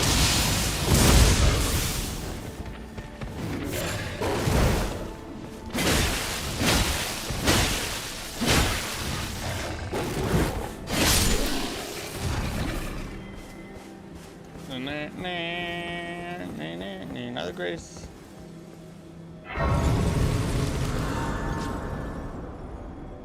Neo 2, 3, or Kazan. Neo 3. If those are the three choices, I would put them as number 3 Kazan, number 2 would be Neo 2, and number 1 is Neo 3 for sure. Kazan's a little too long and repetitive. Neo 2 is amazingly peak, but Neo 3 just does everything Neo 2 does, but way better. So that's why I would pick Neo 3 over all of that. Get that vigor up, son. I think the lesson Team Ninja could learn from Neo 3 is to make the open world more interesting for Wolong 2. I actually, call me crazy, but Neo 3's world was the most fun I had exploring a game since Elden Ring. I honestly don't get the criticism that the world wasn't interesting. For me, like, this is just my personal opinion, I loved it. Every minute of running around and exploring every nook and cranny. I hadn't had that feeling since I played Elden Ring for the first time.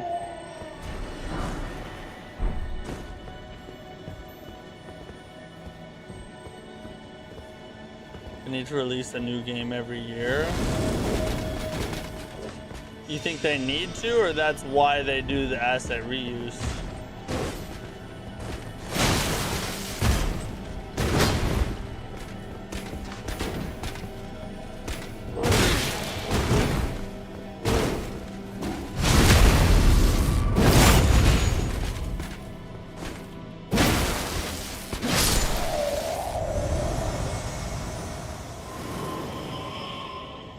They need to. It keeps their studio alive. Maybe. But I mean, I'm sure they have a release schedule, and it seems like a game every year is probably what the cadence they're trying to keep up. But at the same time, I think there's something to be said for quantity or quality over quantity.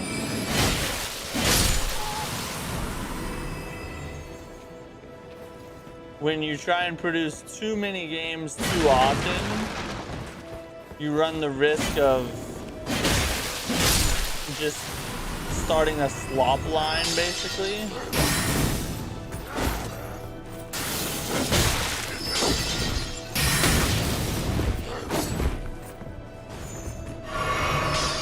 So in my opinion, the best thing to do,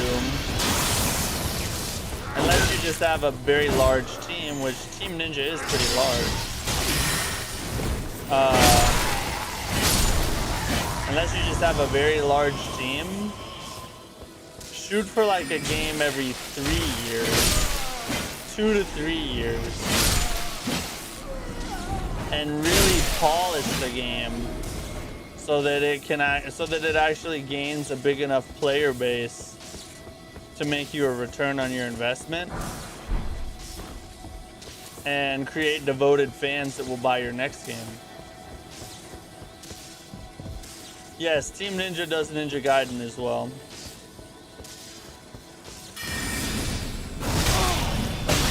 Holy Jesus. Sweet God Almighty.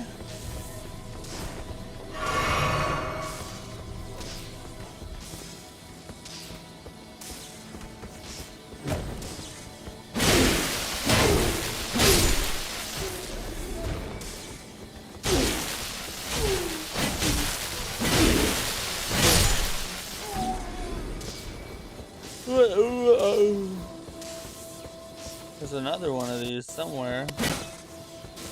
I saw 3 of them. I saw 3 hoes.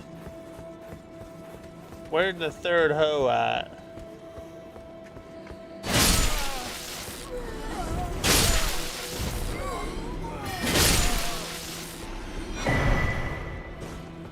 I make too many games, one per year. It's not necessarily bad if you make one game per year, provided you have a team sizable enough to support that. Do you recommend Ninja Gaiden? I don't know, I've never played it. Never played it, except for way back in the day, I played one of the really old Ninja Gaidens, like Ninja Gaiden 2 or something like that. But other than that, oh, I've never played one. A raw meat dumpling.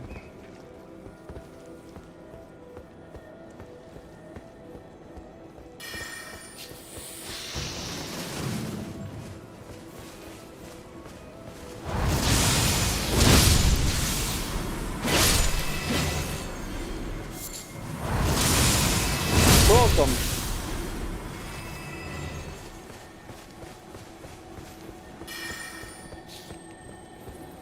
Oh, hey, I know where we are. We just kind of did a circle, didn't we? Interesting. A circular boy.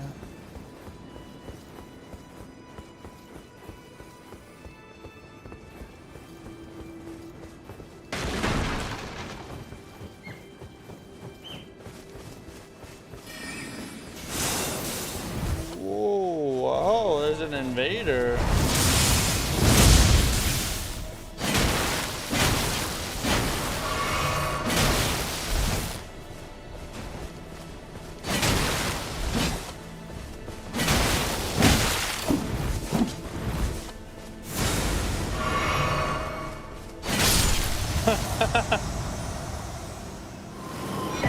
I was wondering who was running around behind me. Let's look at this thing. So we got frost and blood buildup. It's intelligence and arcane. You guys know I like me a good frosty weapon. Oh, that's a miss though. If you're gonna make a frost weapon, you have to put like the little fog falling off of it and little ice crystals here and there. What is freaking wrong with you? There's a reason Dark Souls 3 made Vort's hammer the way they made Vort's hammer. What noobs? They've done really good with the Convergence mod, but they still have some things to learn, I'll tell you that. Alright, who we fighting? Our Ice Guardian. Oh, there's a little ice crystal shooting at me. Sweet God. Okay, I was a little late on that.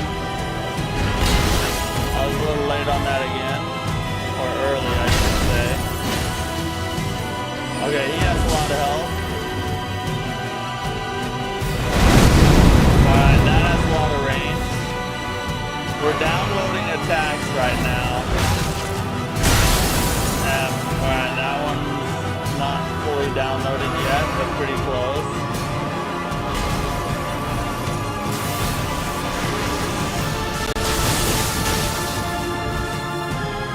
Oh, you better get effed up now, buddy.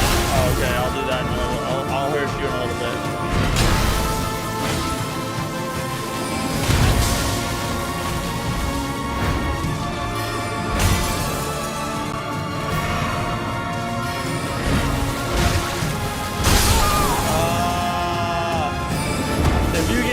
With the second one, you're stun locked and you can't dodge the third.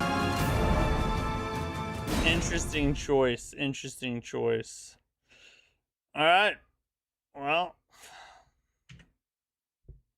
been a while since we died. That was a fun death.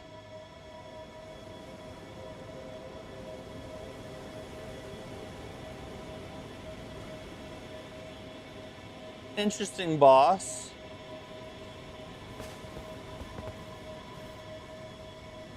Yes, and that's what I got me into hard games, Souls-likes. Oh, okay. So you went from Ninja Gaidens to Souls-likes. I can see the crossover. What would you like Neo 4 to be like? I would love Neo 4 to have, number one, more enemy variety and less asset reuse. I think that's the biggest problem with the IP right now. Obviously, I would want more weapons, like nunchucks would be amazing. Size, maybe a like sword and gun combo, kind of like Rise of the Ronin did, or a musket with a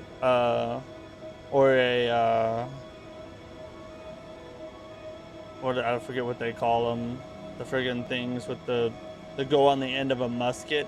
What do they call it? A barrette, I think, or a musket with a barrette on the end. I don't even know if that's what it's called. Oh yeah, that's gonna drive me insane. That's gonna drive me insane. Let's see.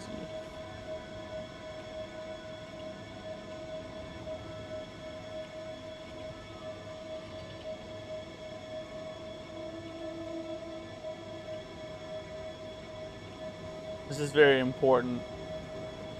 Bayonet. F me, bro. Why am I an idiot?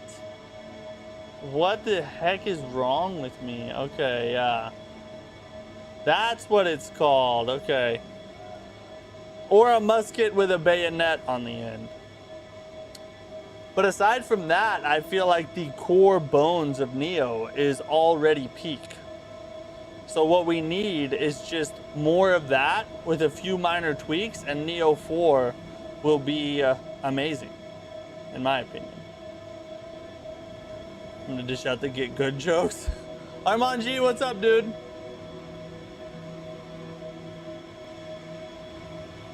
Hold on one second. I'll be right back, and then we'll start. We'll go ahead and do another boss attempt here.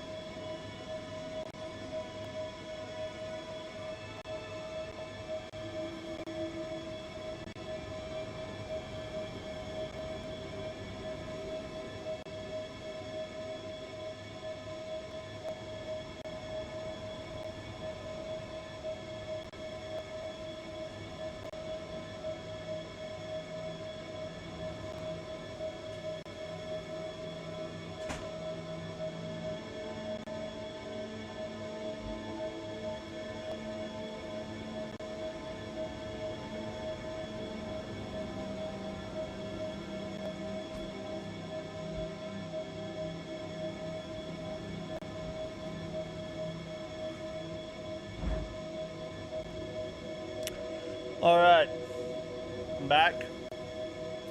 Got a new soda of the day. A&W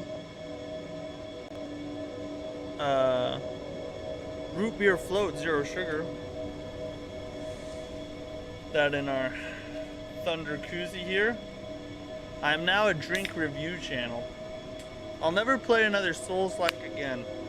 From now on, all I do is drink sodas on stream and tell you guys what I think.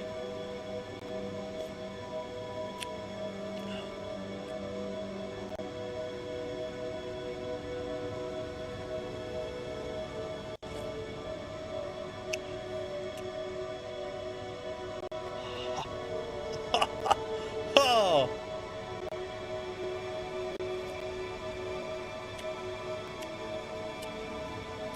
Wow. That might be the best zero sugar soda that I have ever seen or ever tasted in my life. It tastes pretty much exactly like the root beer left over after all the ice cream is gone and a root beer float. That's like almost to a T the exact taste. That is really good. I'm glad I bought a whole case of these. I'm gonna need to go back and get another case because that was peak. That has me more excited than playing this game. Just want to drink more of it. Find you a case of this if you can. I'll tell you that right now. Woo! That's good. Here's our little mage hat. Swedish candy. All you need is big words that we don't understand. Alright. Let's win this time.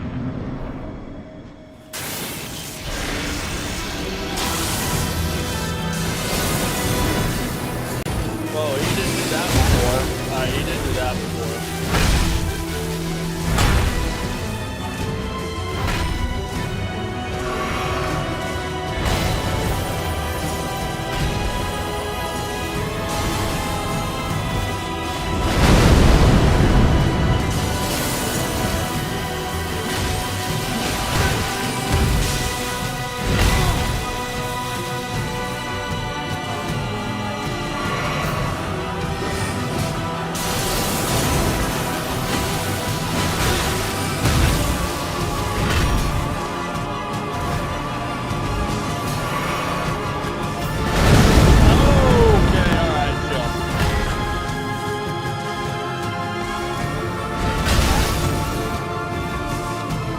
Go for the souls! 6,000 is probably actually not worth it. I got frostbitten.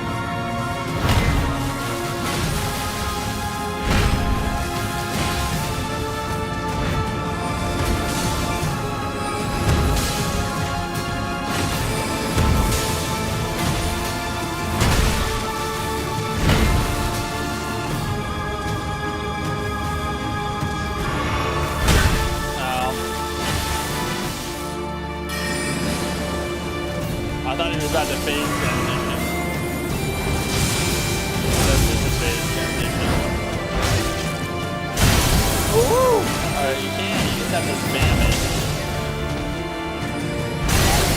This theme music kind of has like some bagpipage to it, doesn't it? It's kind of like a Scottish little twinge going on here.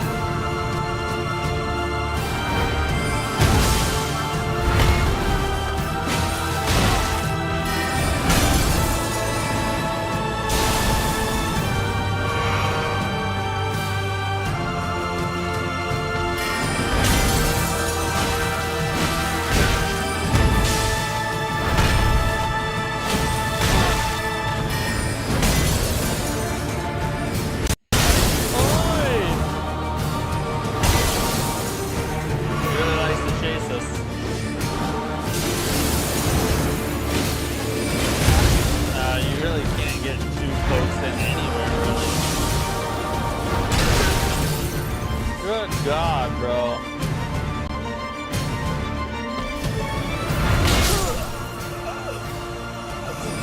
There's just like there's a slightly longer delay on that than what I than what I'm anticipating.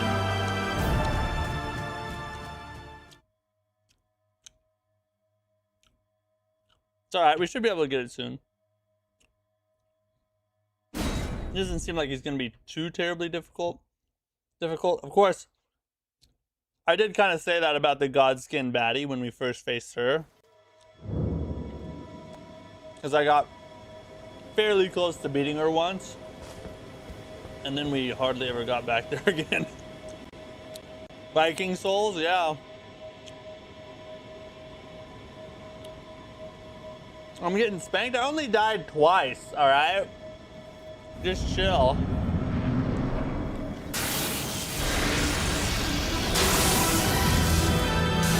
I haven't even gone full electro build on him yet.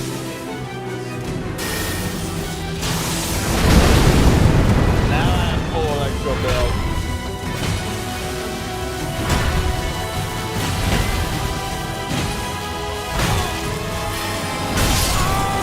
Alright.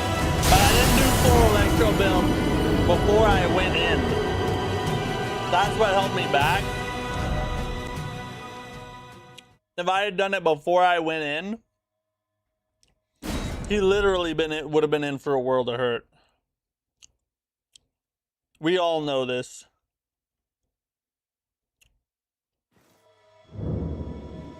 Now we're about to watch us. Watch this. We're going full electro build. He sauced me again. I already explained what happened, okay? I don't want to repeat myself again, all right?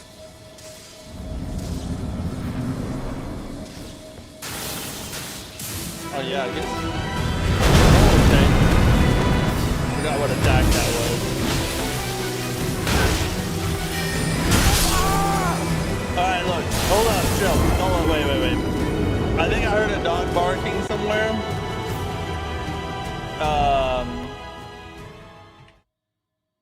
I think there's a dog barking in the other room right at that very moment, but it's gonna be okay because I don't think it'll bark again. So I think we'll be all right. Old King Yarnum, what's up, dude? Welcome back.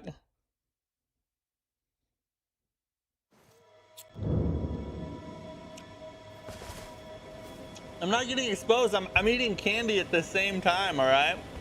I was blown away by the taste and it threw off my concentration.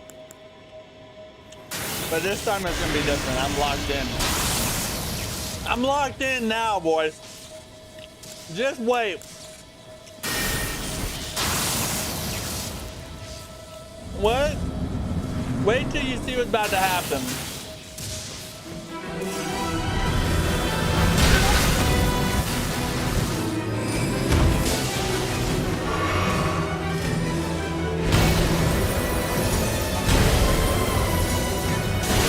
It's a little ice pick.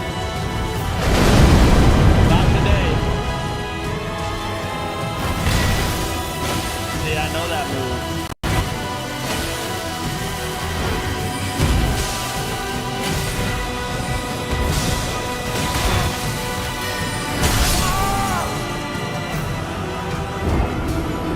I did. That was the lag. That right there. That was the lag, because I pressed that at the perfect time, but the frame drop hit me. That's all that happened.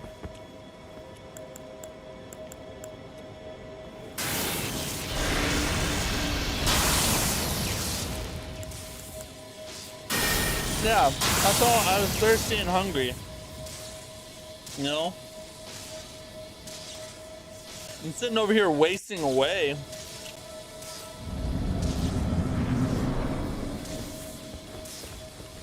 And you guys don't even care.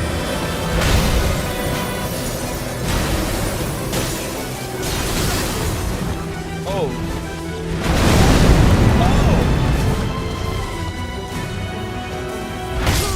Oh. Okay. Look, okay. Listen.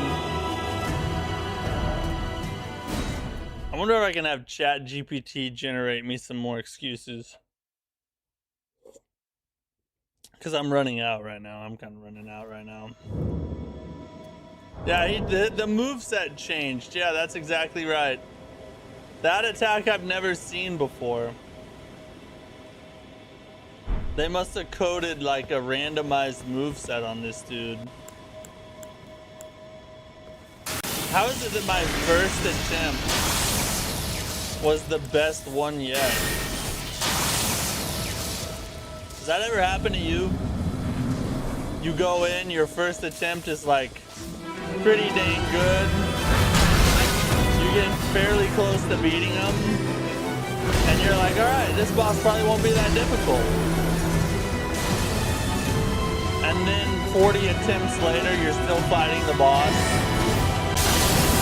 I feel like that's a Souls phenomenon. Okay, see I was trying to roll right there.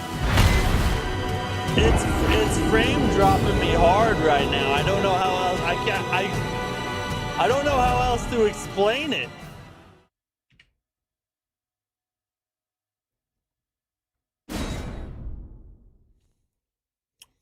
That would be a good idea. Let's see what excuses GPT can give.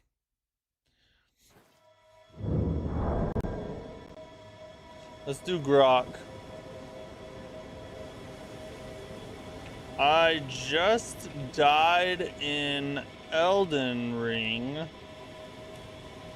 while people were watching me live. I need a good excuse for why I died so I don't look like a noob. Let's see what it gives me. This better be good, because I would really hate for you guys to see through my plot armor here. Alright, just lean into it with maximum confidence. Elden Ring deaths are a feature, not a bug. Even the best players get clipped. Here are some solid, stream-ready excuses that make you look experienced instead of like a fresh tarnished. Here you go, guys. This is why I died. I was checking fall damage / hitboxes. I was just checking to see if you could fall and die, or I was trying to see if the boss's hitboxes were off or not. That's all. And the time before that, my controller battery died. And the input lag hit at the worst possible second. I kind of already used that one a little bit. But also, I got greedy for the last hit / stance break. No, that didn't happen, actually. What are you doing, Grok? That's not even an excuse. That's a mistake. That's making me look bad. Scarlet Rot / Deathblight / Frostbite from earlier finally ticked. Yeah, Scarlet Rot from a week ago finally procced, and at the worst possible time. Here we go. I was testing whether the Mimic / Spirit Ash still aggroes properly. That's why. In fact, I did that so hard, I didn't even summon the Spirit Ash.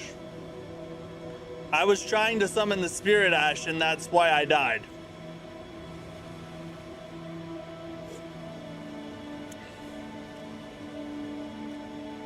There we go.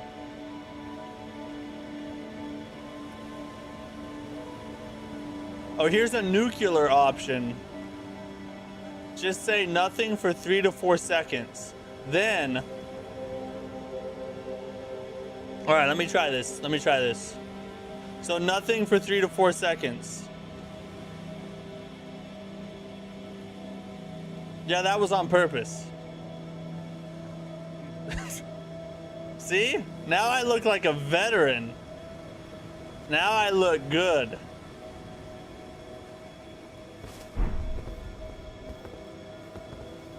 You can make better excuses than Grog? Yeah, I could probably do it. Honestly, I feel like mine are better. Thought you got a new GPU? I did. But I think the mod is not very well optimized because I'm still hitting issues. Oh god. Alright, I guess we're going electro build list.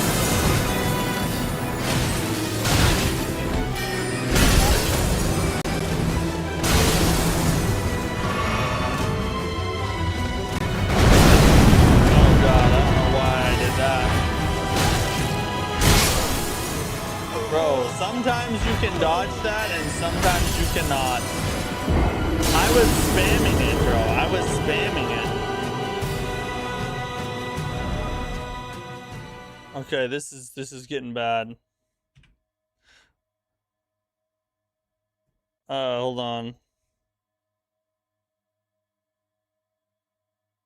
Lore flavored flexes for extra drip. The greater will clearly has other plans for me today. There's a grok excuse for you. Steve-O Lakers, what's up? You gonna be playing Mortal Shell 2 when it comes out? Yeah, we're playing it on Monday. Monday's stream will be Mortal Shell 2, my friend. Try jumping the stomp attack. I wonder if I can. Ah, I didn't even electro build. It's alright. We'll just learn.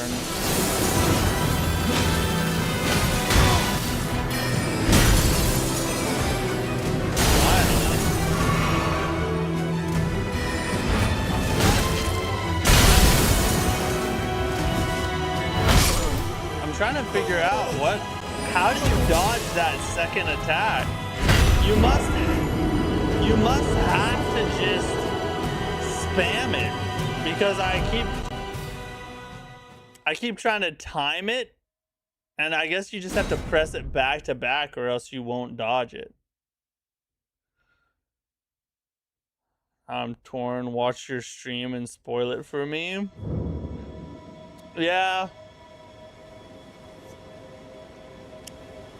I mean, if you don't want any spoilers, obviously don't watch. But we will be starting from the very beginning, so it's probably nothing you haven't already played in the beta for the first stream or two, you know. Lightning build? Yeah, we're running a lightning build.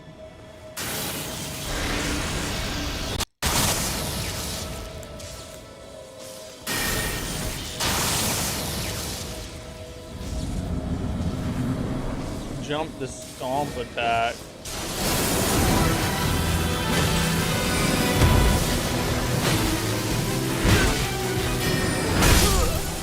Bro, I swear to God I dodged that.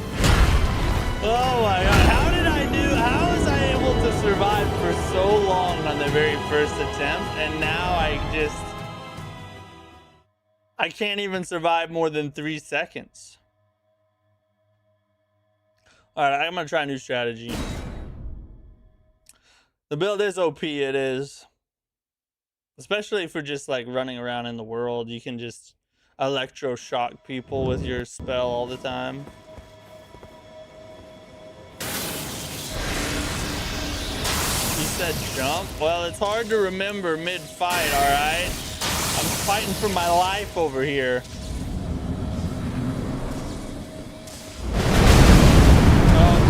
That's probably the one I should have done.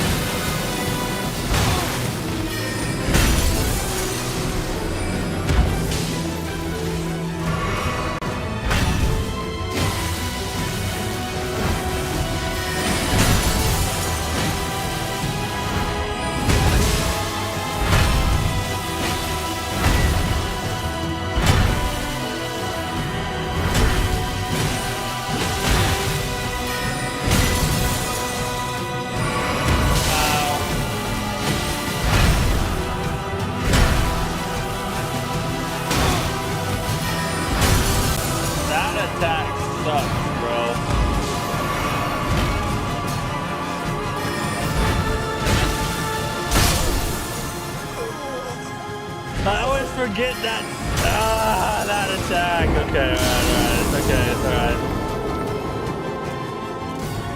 Mr. Frost Viking here is not a very happy camper.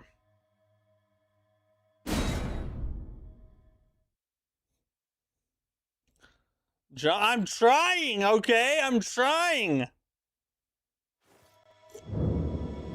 You have very little time to recognize the attack that's coming.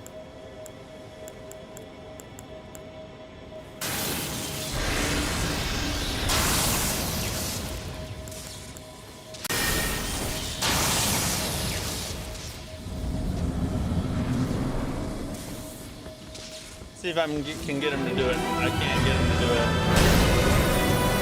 Ah, run away.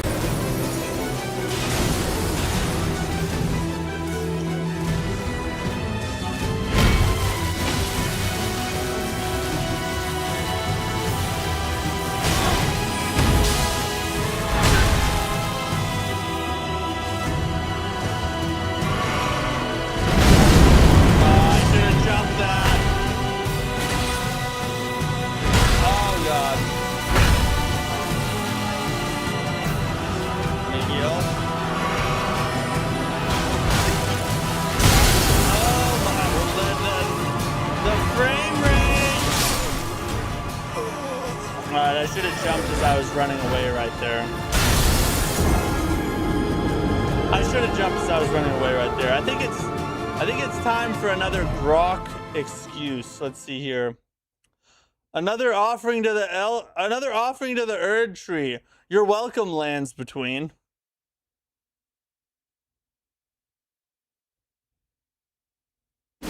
There we go. Convergence mod worked on the music too. It's insane. Yeah, they've done a really good job with this mod. As much as their bosses are clapping my cheeks and it's kind of sore to walk around, you know, I'm still enjoying it. Might need a faster weapon.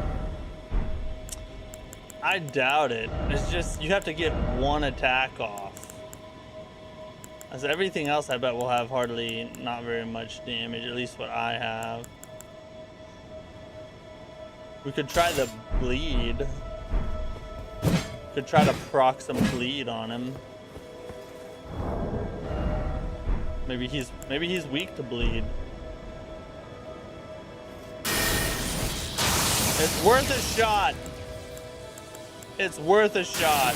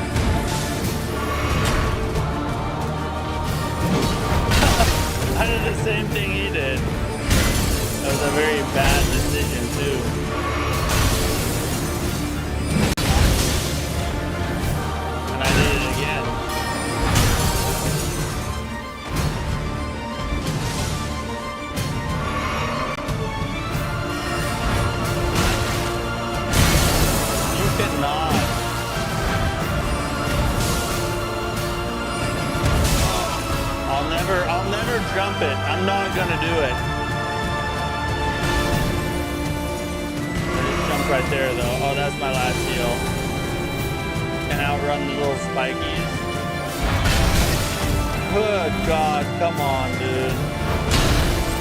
Finally.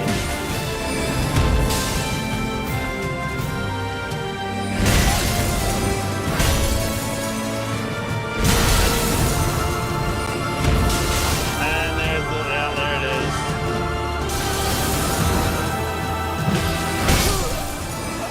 Dude, you get no time for damage.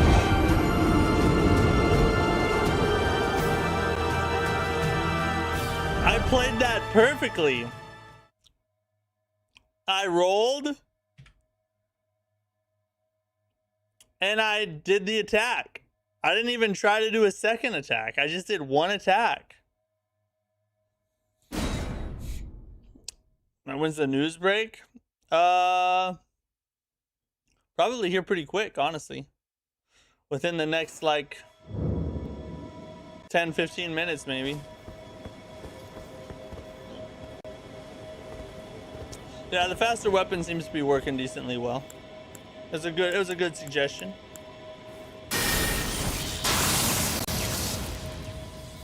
Why am I struggling? Hold on, I'll tell you. Let's see.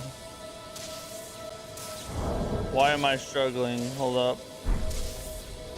That was just the game reminding me I'm still a mere tarnished.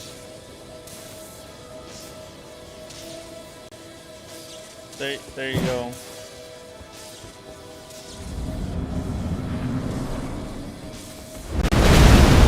Alright. Well, that's one heck of a start, isn't it? Hold on. And I jumped it! You can't jump that. You also have to wait a long time like that. And see, that's the only bad thing about this particular strategy. Yeah. Oh.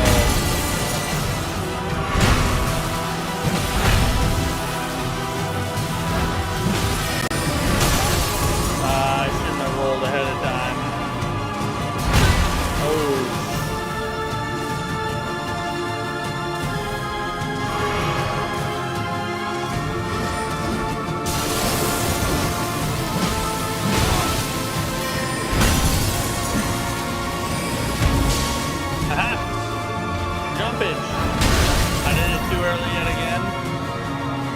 I'll do it too early my whole life.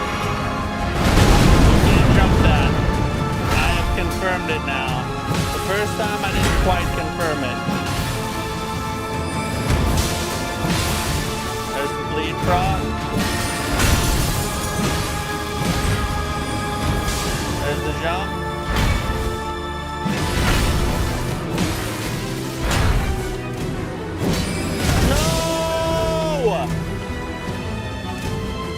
I just missed that.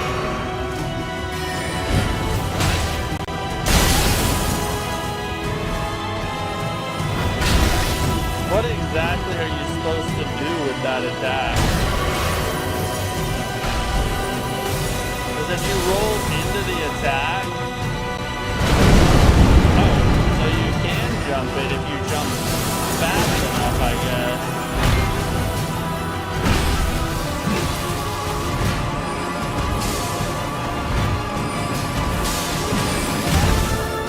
Bro,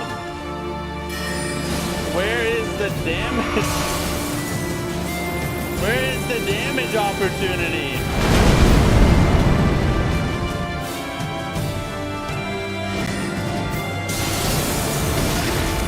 There is absolutely no way.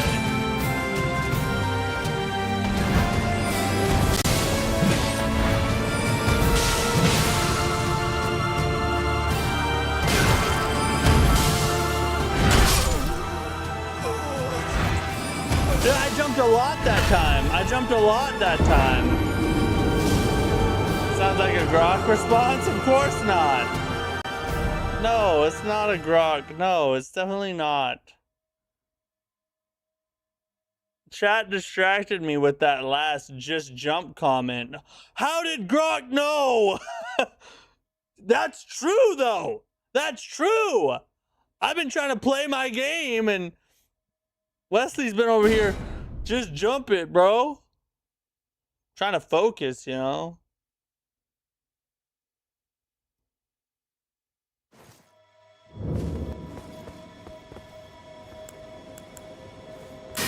I think we got it. I think we got it this time. We just gotta not suck us all.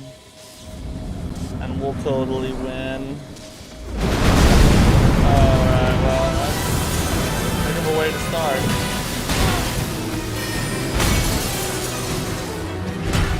Let's pop our first deal here.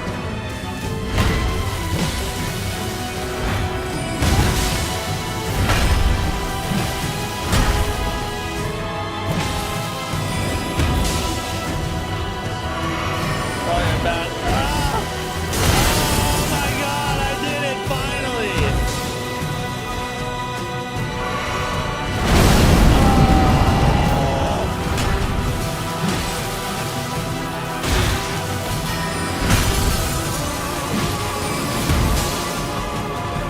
Run away.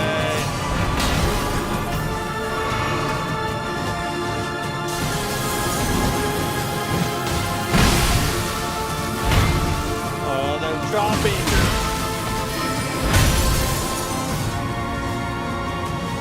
No!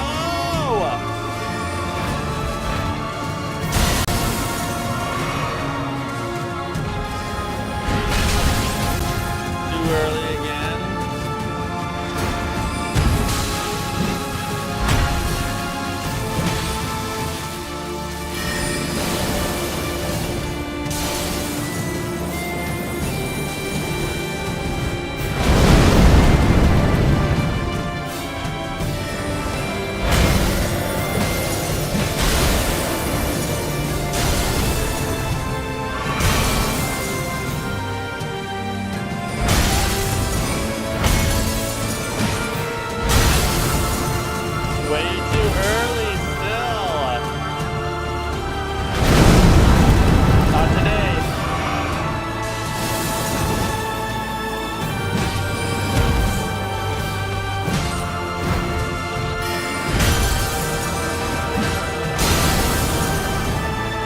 That now.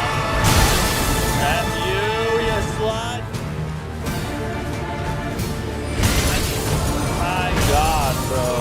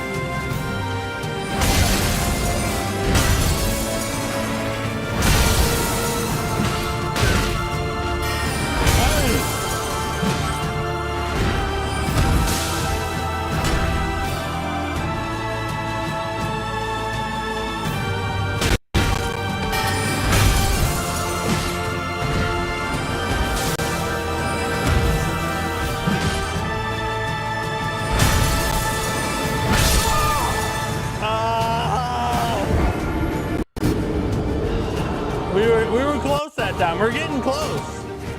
We're getting close. I've kind of got his attack patterns down a little bit. We just have to take a little less damage and have a couple more heals left towards the end, and we could have totally got that. The jumping helped. It has helped. It has helped.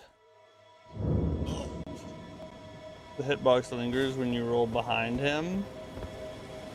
I noticed that, yeah. If you roll it at the perfect time, you'll miss it. I think I was a little early that time.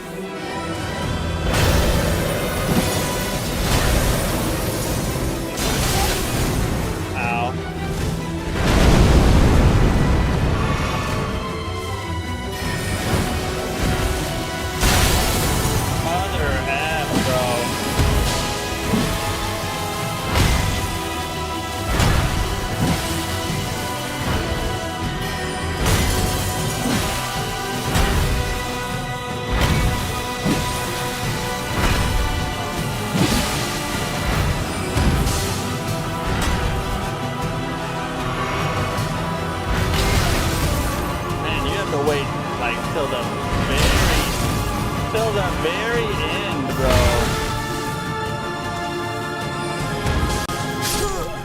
Ah, I should have jumped. I thought I was far enough away. That jump attack is very difficult. You have to wait until like till it has almost hit you, almost like a deflect. That was crazy. Rebuff phase 2? Yeah, I probably should while he's doing his little frost wave thing.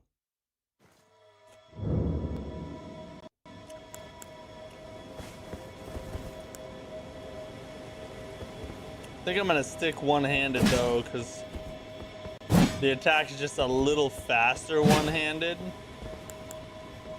And that ought to get it.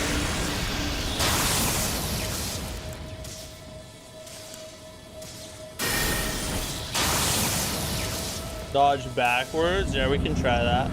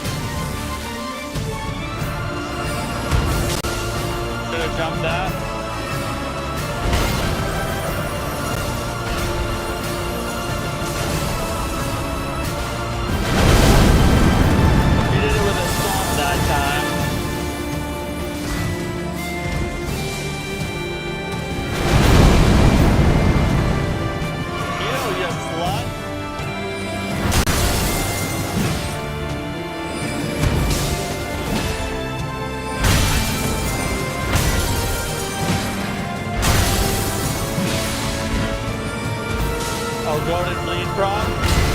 Perfect time.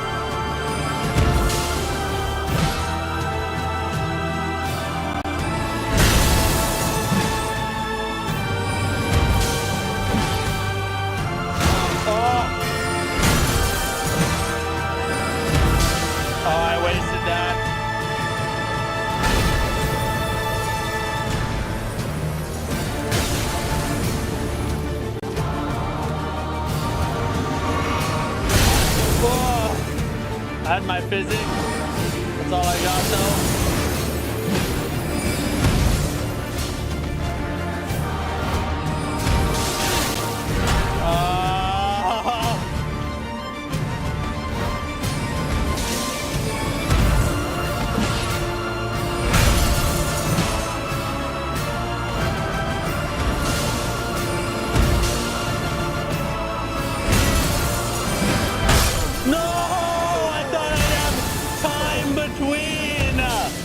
One more bleed proc!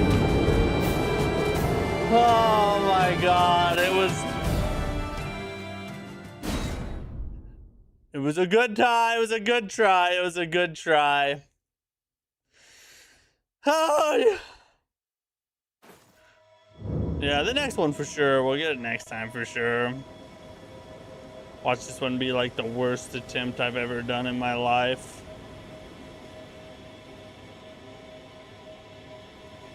Can punish him with the jumping attacks too. Yeah, that's true, but the thing about him is the attack opportunities are very random, because there'll be times when he'll just restart another attack even though usually you can get damage at that point.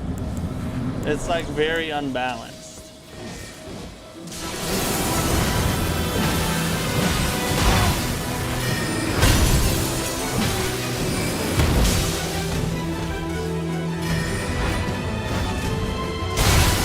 There's no way.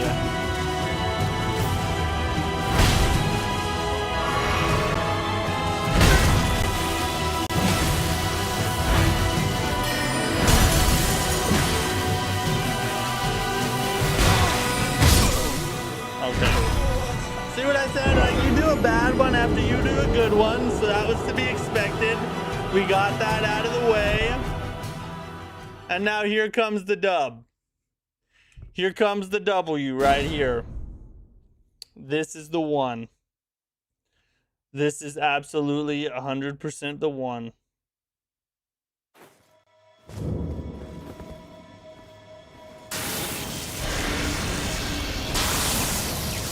I need to do these in reverse order. Like the electroshock, the weapon charge should be last because it lasts the longest.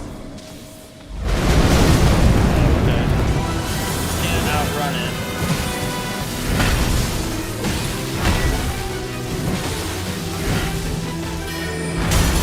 I know your freaking attack, big slut.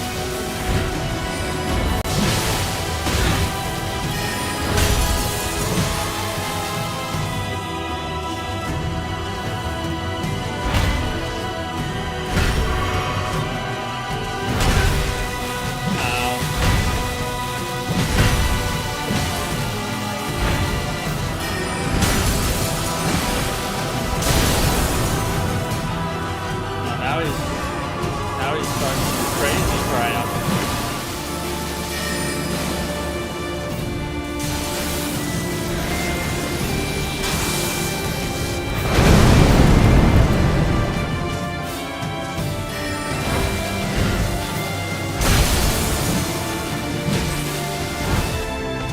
I know what you're about to do. I know you're about to push. Bleed proc. We got 9 heals. Gotta not die.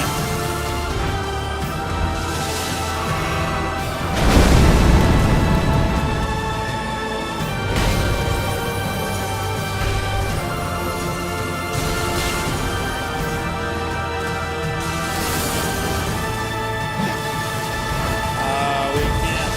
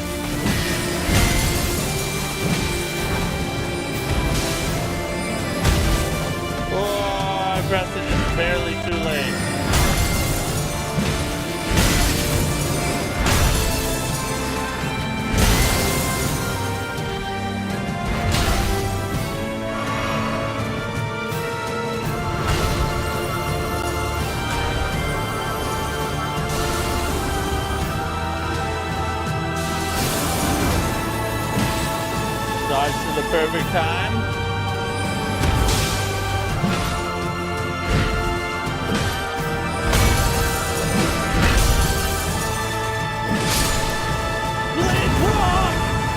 Rock for the win! Oh, yes! Oh, that's amazing, because I was about to get stomped into hell. Holy God.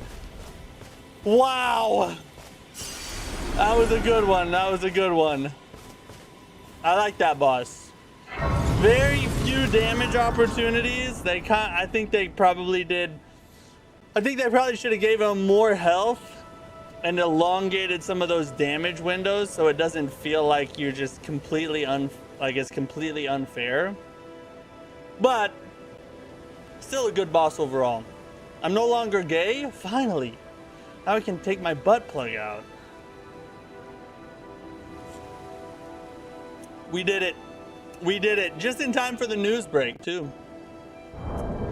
Just in time for the news break, ladies and gents. Right there.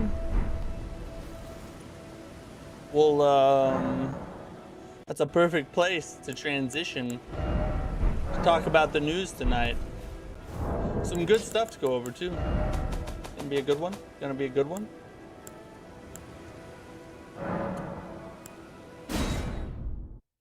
Oh wow, very fun, very fun. That was a cool boss. It was a cool boss.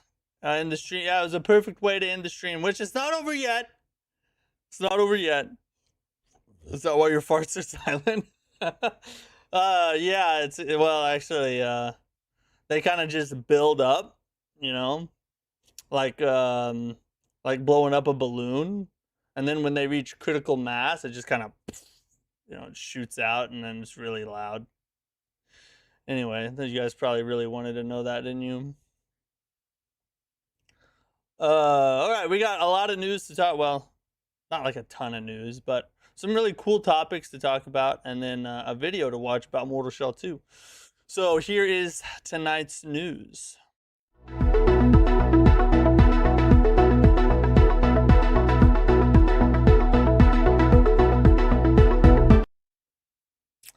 All right, so first and foremost, Mortal Shell 2 has unveiled some info about how difficulty will work in the game, and it's actually really cool. So I'm going to do my best to kind of explain this, and in fact, there's another little post here. Well, we'll actually watch this, and then I'll give you a quick little summary of how it works. But this little short they put out kind of perfectly explains the way they're looking at difficulty and how it's going to work in Mortal Shell 2. And then we'll kind of summarize it after we're done watching it. So check it out. Mortal Shell 2, you can tailor the game's difficulty to your liking with the help of special items. Reducing game difficulty with the Slayer Seal. The Slayer Seal makes you a force to be reckoned with, and among other things, lets you regain resolve and health by executing your enemies with powerful riposte attacks. But be aware, using the Slayer Seal disables achievements. Increasing game difficulty with the Gloombound Flame. For those seeking more challenges, embrace the Night to make your enemies more powerful and the world more deadly. Take the Gloombound Flame from the Great Arbiter of Flesh area to the top of Marrow Keep to light the extinguished flame. This will let you ask Festus to switch the game to Night Mode for a more challenging experience. Night Mode also grants new rewards, events, treasures, and even NPCs in dungeons. Will you embrace the Slayer's Seal or pray for night? Freaking really cool idea.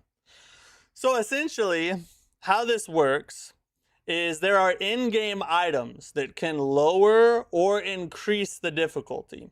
If you take what's called the Slayer's Seal, it will decrease the difficulty, make the game easier, but you lose the ability to, but it disables achievements.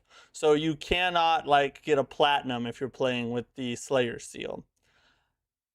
And then you can also take the Gloom Flame, I think is what it's called.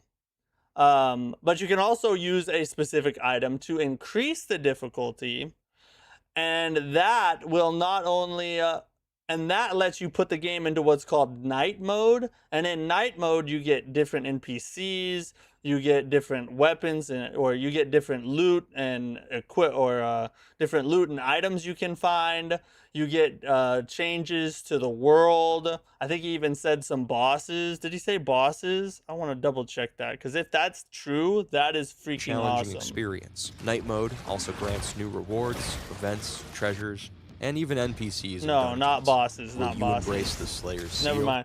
It would be really cool if there were different bosses in night mode, but still. So maybe not new bosses, but in night mode you get a more challenging experience, new NPCs, new loot and things to find. And it's a really cool system. And this is why I think this is a really cool way to do it. It's not that this is revolutionary, because if we're being honest, Elden Ring, Dark Souls, Bloodborne, most of the Souls games have already done this, and you just didn't notice. In the Souls games, you have difficulty options by the build you choose to use, the items you choose to equip. And in games like Sekiro, you can even make it harder with the friggin' Demon Bell thing, right? So this isn't like a brand new thing, but it is really cool how they're doing it. I think this is the first time we've seen in a Souls-like where an increase in difficulty gives you better loot and like more things to find and things like that. I don't think we've ever seen that before. So this isn't like a revolutionary system, but it is a really cool system and way to look at it. And in my opinion, this is the best way to design a Souls-like if you're going to put difficulty options in the game. Make them in-game items so that you have to immerse yourself in the world and interact with the game to change the world, instead of just opening the menu and changing a slider in the settings, right? It's more immersive if you have to interact with the game in order to change the difficulty in the world and how things work. That's number one. Number two is, I have been a firm believer for a long time that when a player chooses to tackle the game in a harder way, they should be rewarded for taking on that challenge. And that's exactly what they're doing in Mortal Shell 2. And also, when you play the game a little bit easier, you have the incentive of trying to push in and be a little of trying to push in and take on the challenge of playing the game harder by getting the achievements, right? So you can have less difficulty, but it comes at a cost. And I think that's important because in Souls-likes, the genre is based, at least partially, around a difficulty, around a difficult, challenging experience. That's how the genre is supposed to be. So if you're going to back off of that, it's in line with how the genre is to have to pay a small price for the convenience of making the game easier. You know what I mean? It's almost like it's like they're gonna punish you either by killing you or by taking away some of your things. There's something about that just screams Souls-like to me. I don't know. I really like this. I think it's really cool. I'm excited to see how it plays out in the full game and the actual experience. And yeah, I think it's peak. I think it's a great idea. Maybe it doesn't work. You know, maybe we try it. People try it and it's unbalanced, or it feels stupid, or it's too much work to go through to change the difficulty, or all these different things. Right? It could work out a lot of different ways. But I think at its core, it's basically just expanding upon the foundation that the Souls games already built. That's essentially what this is. And I'm here for it. Mortal Shell 2 is a W already, and I haven't even played the whole thing yet.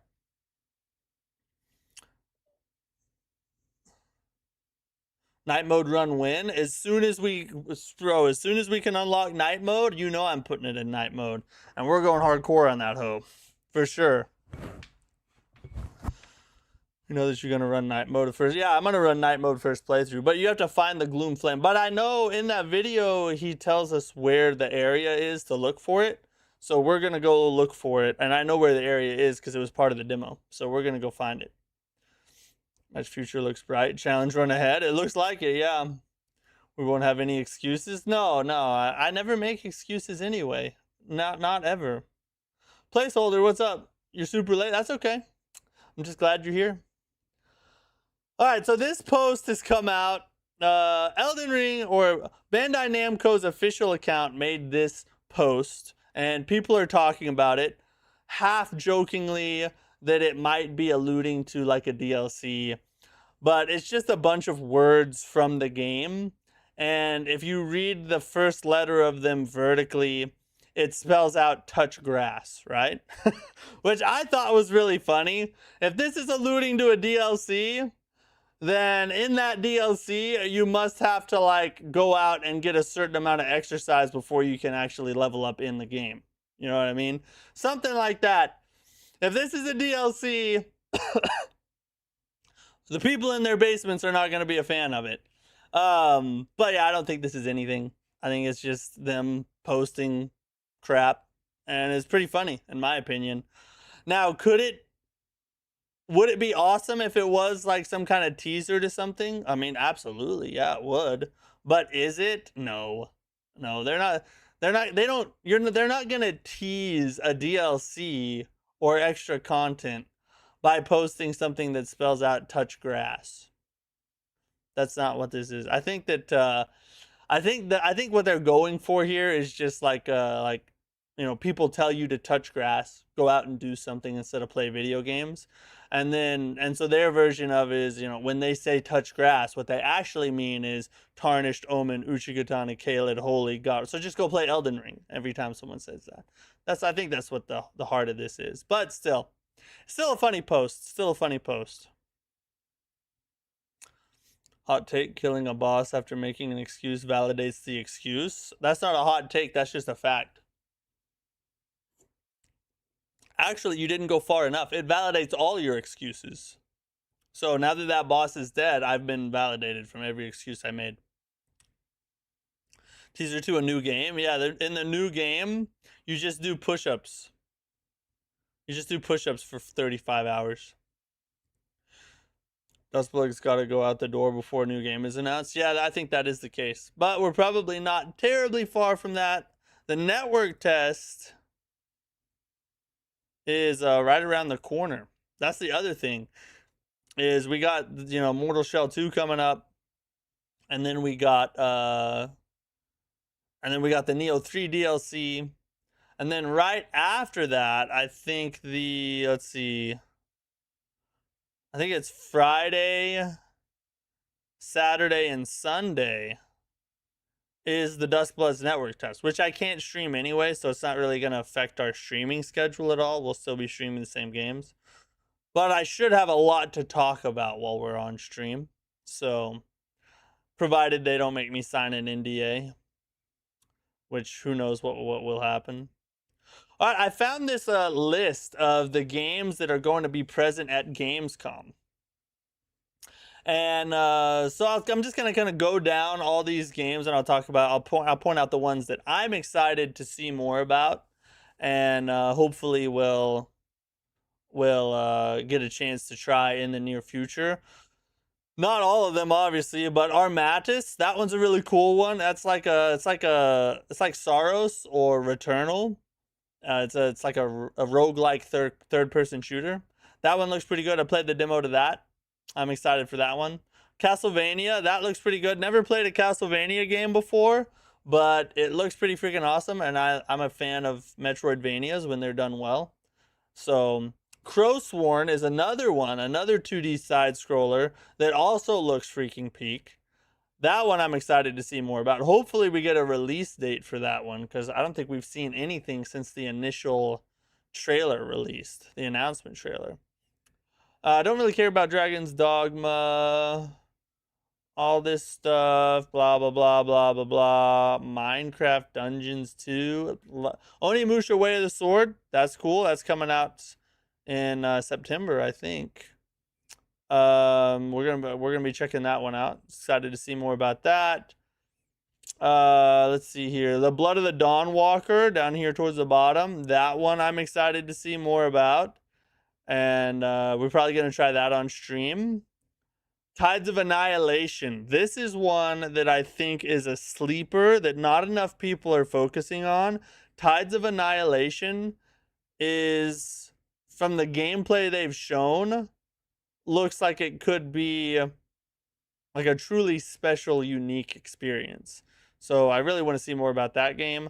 Valor Mortis, of course. You guys know how I feel about that game. Love the demo. Excited for the full release. And that's really it. That's really it as far as Gamescom goes. Gamescom, I think, is the 25th, is opening night live. Jeff Keighley will be hosting it. And then the 26th is like some extra content and more deep dives into certain games and stuff. So keep an eye out for that one. Sometimes I try to live stream these things when I can, but I think this one takes place in like the middle of the day where I'll be at work. So I don't think we'll get to live stream it. All right, Wolong 2 details have just come out. So we got a couple things to talk about here. It introduces Ninja Gaiden style movement. The game will include double jumps, wall running, and wall jumping. It will have a divine jump, a new jump deflect action used to dodge and counter vertical attacks. Very interesting there. I'm interested to see what that looks like, how it works out, but it sounds cool. It almost sounds like the Sekiro lightning deflect, you know, how you have to jump and parry to deflect to throw the lightning back at him. Kind of sounds like that. Divine deflect also has been added to the game. Unlike a standard deflect, this consumes spirit but grants a powerful knockback attack. So you can go, so now you can do like a mega parry in Wolong 2. Aerial combat freedom is vastly expanded. Players can do mid-air combos and aerial fatal attacks. So it seems like that's part of the blend between Ninja Gaiden and their more Souls-like titles. As they're adding in kind of the aerial combos. Stages are now large and have open world style maps. Wolong 2 offers a higher skill ceiling with flashier combos. Morale system returns, but it has been zoned. So you still have the morale system where you plant the flag, but because it's going to be a open world style, sort of like Neo 3, it's going to have like zones, and when you plant the flag, that zone raises your morale. Combat has an approachable difficulty. The game is slated for release in early 2027. So those are all the confirmed details about Wolong 2. Really, really cool. We're getting a double jump. We're getting wall running. We're getting wall jumping. We're getting a divine jump, which is like a jump deflect. We're getting a divine deflect, which is like a mega parry, essentially. You're getting aerial combat, so you can do combos with enemies in the air. You're getting... it's now shifting to a Neo 3 style open world. I think that's really cool. Loved Neo 3's world. It has a higher skill ceiling with flashier combos. Morale system's coming back, but because it's open world, it'll be zoned instead of area by area. And then the combat has an approachable difficulty, which that makes me wonder, are they putting difficulty options in the game? I hope not. But I also hope that doesn't mean that they're lowering the difficulty of the game, because, you know, the challenge is something that you're looking for in games like this, especially from Team Ninja. And then, of course, the game is slated for early 2027 release. All in all, it sounds peak. I really love, judging by the details that have come out so far, I'm even more excited than when the preview trailer, or I'm even more excited than when the announcement trailer came out, right? It's looking friggin' peak. Very excited for Wolong 2. Wolong's such an underrated IP. Super glad Team Ninja's going back to it instead of just leaving it in the dust again. So, from everything I'm hearing, I'm on board with it all. Yeah, W Wolong, exactly, yeah. Neo 3 had aerial combos in ninja mode. True, it did, but it wasn't quite as emphasized as it is in Ninja Gaiden 3. I bet they're gonna kind of ramp that up a little bit for Wolong 2, is what it sounds like. Will it be on PC?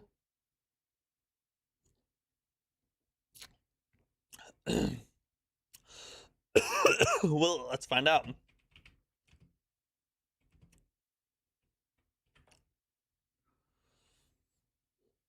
Officially announced for PC via Steam, Microsoft. Yeah, so it will be on PC. Looks like it is gonna be on PC. All right. So ahead of the Neo 3 DLC, the new weapon, the Spear and Shield, or as they call it in game, Hoko and Shield, has been added to the game. So if you go play Neo 3 right now, you can obtain the new weapon type and try it out ahead of the DLC's launch. So I kind of like how they're trickling in the new content leading up to the DLC launch. So you have a chance to try things out, get familiar with it, and then the DLC drops and you can jump into the new story content and area having a good understanding of all the new mechanics and new equipment and stuff. Pretty goated strategy. So it's live. We'll be checking it out tomorrow. Tomorrow's stream we'll be jumping back to Neo 3 and we'll be in Neo 3 all week long. And then of course Monday we gotta play Mortal Shell 2. You just know how it is, right? Okay, this is an interesting little game I found. It's called Marble Souls. It's a Souls-inspired rolling ball RPG. It's coming to PC sometime in 2026. So it's basically Dark Souls, but you're a hamster.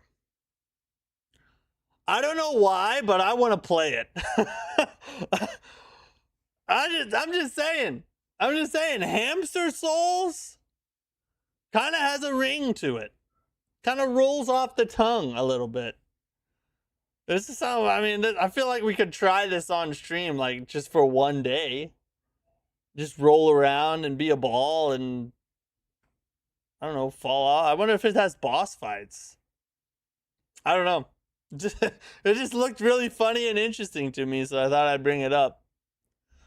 All right, let's check out this video here. So this is from Gaming Bolt.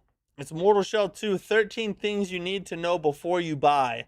According to Dovahkiin, this video has a lot of good info about the game. So let's check it out and see if it has anything we don't know already. Mortal Shell 2 takes everything Cold Symmetry learned from its predecessor and scales it up considerably. Featuring a longer campaign, new combat tools, and an exorbitance of new dungeons, the sequel looks near unrecognizable from the first game. That said, there are a handful of noted concerns following the game's recent open beta. We'll get into those and more. So here are 13 things you need to know before deciding whether to buy Mortal Shell 2.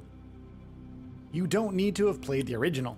Even though Mortal Shell 2 looks like it's emerging from the same dark fantasy aesthetic as its predecessor, Studio Cold Symmetry has crafted a... So that area, this area right here, apparently this is where you find the Gloom Flame thing that increases the difficulty. I think that might be it right there. It looks similar to what they showed. Hold on. It looks similar. 2, you can tailor the game's difficulty to your liking with the help of special force to be with empowerments. Increasing game difficulty with the Gloombound Flame. For those seeking more challenges, embrace the night maybe to make not. your It looks kind of that's like a candle, I guess. Yeah, maybe that isn't it. I don't know. It's hard to tell. But this is the area that they say it's in, somewhere around that boss, dude. A complete standalone entry here, meaning you don't need to have played the original to enjoy the sequel. Mechanics and gameplay reminiscent of the first game accompany the familiar visuals, pleasing veterans in the process, but there's also plenty that's changed. Check out our 15 biggest differences feature to be in the know. A longer campaign expected. That said, a Alright, let's speculative go. difference we didn't highlight in the other feature was Mortal Shell 2's campaign length. Given the sequel's scope and ambition, a mainline campaign taking roughly 30 hours is to be expected. That is the sweet spot. That is the sweet spot. I love it. I'm betting we'll with how I like to explore and kind of like take my time through a first playthrough, I bet we'll get a good 40-ish hours out of this. Should be, I would expect that. If true, it would be double the original's 15-hour runtime.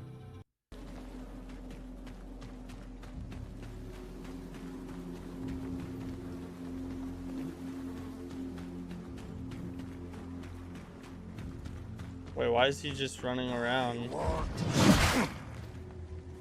Why did they stop listing things? Cherry Blossom Fairy, what's up? How are you?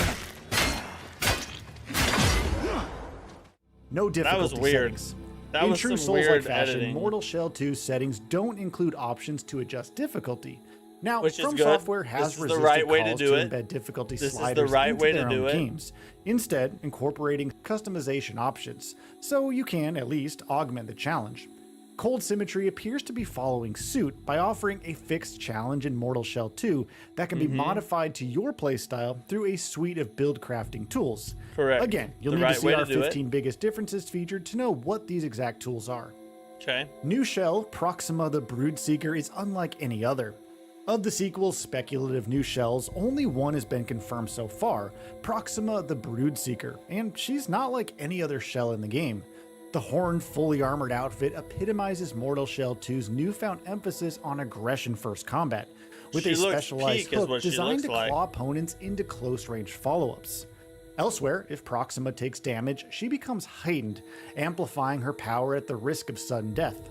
She's a bigger risk, bigger reward kind of shell, with a devastating elemental lightning strike looking especially useful when her back's against the wall. 4 new weapon classes. I like it. Mortal Shell 2's new weapon classes meaningfully expand your 4 combat new ones, options huh? while supporting the sequel's aggressive fighting style. The Axe and Dagger, for instance, is a fast, fluid, and relentless dual-wielded option. Yeah, we got to use while that a little Black bit, I Needle think. is a pointed spear for long-reach precision. The formidably sharp Clockwork Scythe comes with an intriguing description, the ambitious instrument of a madman or genius. The Battle Axe is a hefty two-handed cleaver That's built mine for right cutting there. bones. Experimenting No. with specific It wasn't built for cutting bones. It was built for daddy. That's who it was built for. shells and sidearms, Mortal Shell 2's expanded arsenal looks capable of all manner of synergies. New sidearms expand tactical options. One of the sequel's standout features are the new I was very impressed in the demo with how the ranged combat felt and how useful it was. You can't really just spam it, but you can use it very effectively, which I think is the best way to do ranged weapons. sidearms, broadening your arsenal with tactical range. The 7 incoming each bear their own distinction too, meaning they'll pair well with specific shells and weapons. The Forgotten Crossbow can have a fires, freaking shotgun. unsurprisingly, arrows, while the Nashalot blasts nail clusters akin to a shotgun. The Triarch Repeater evokes a medieval machine gun, with the salvaged Trebuchet, Cursed Child, and Caged Hysterics supporting their own unique playstyles. Available in the beta, the Troubadour's loot I never weaponizes used musical this during motifs the- to disengage an enemy, providing a strange, somewhat demo. pacifistic option. Contains more than 60 handcrafted dungeons.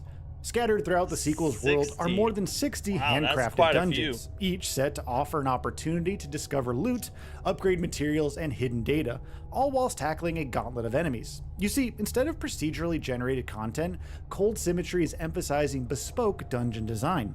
Exactly how lengthy or complex these challenges are remains to be seen, but the sheer number at least points to plenty of reasons to venture off the beaten path. Oh yeah, daddy's gonna like Bosses that are class. larger and more mechanically demanding. Compared to the first game, Mortal Shell 2's bosses are visually larger and purportedly more mechanically demanding. Featuring more complex attack patterns, enhanced combinations, and a visually arresting design, the sequel's bosses I fought each that look boss. like meaningful tests fought of the that boss game's in the refined demo. combat systems. However, there's a community-led caveat. Opinion, so far, is divided on whether scale and demand tangibly Oh, that's increase the one with all the challenge. sheep or We'll, of whatever, course, or just the have to wait goats. until launch day. GeForce RTX players can take advantage of modern PC tech. As And that's confirmed me. by NVIDIA, following the That's sequel's me. open beta, PC enhancements for GeForce RTX players include DLSS super resolution and multi-frame generation, maximizing Let's frame rates go. while maintaining native image quality. Elsewhere, Perfect PC time to players can upgrade a activate ray GPU. trace reflections and global illumination, boosting the grimdark world's lifelikeness and immersion. Notable open beta feedback. Browsing through the game's Steam community forum, the same open beta feedback crops up repeatedly. These Can you include still play the unappealing demo? camera motion, dim lighting, Yeah, I airy sound think- design, I unnatural think it's character still movement live when locked on onto enemies, PS5 a and lack of sword Steam. I'll combos, check and a after dearth this. of accessibility options. The studio's responses, however, offer reassurance. The devs are aware, they say, and are looking at fixes for the most widespread concerns to include in a day one patch. Of course, there's no guarantee everything can be addressed in time. Open beta demo still available on Steam. I mean, at the time impact of this the open video, beta's it was most still common available. concerns will have on you will vary, but if you're eager to find out, then the sequel's beta demo is still available for PC players via the game's Steam page. On the whole, however, the sequel's sweeping changes have been met with positivity, so the demo is the best way to check it out for yourself before you buy.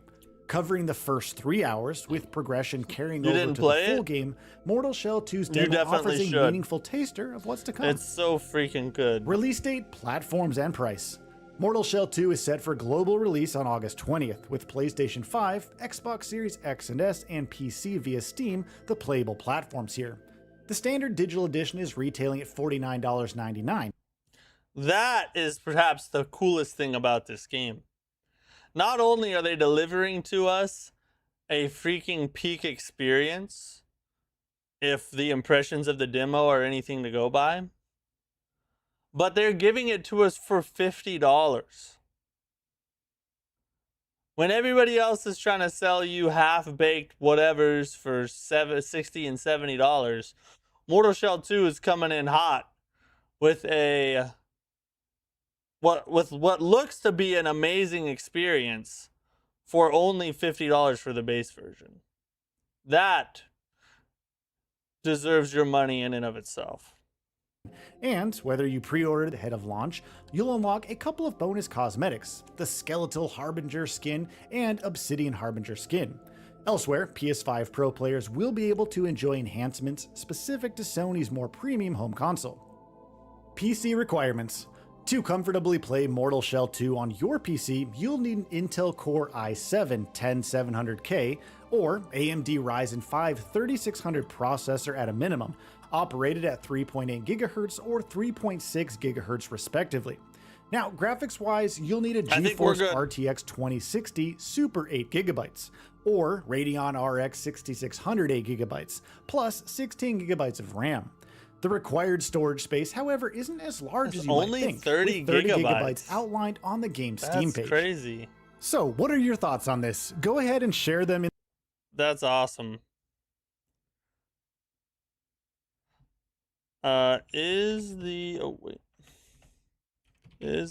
Mortal Shell, if I could type Shell 2 demo,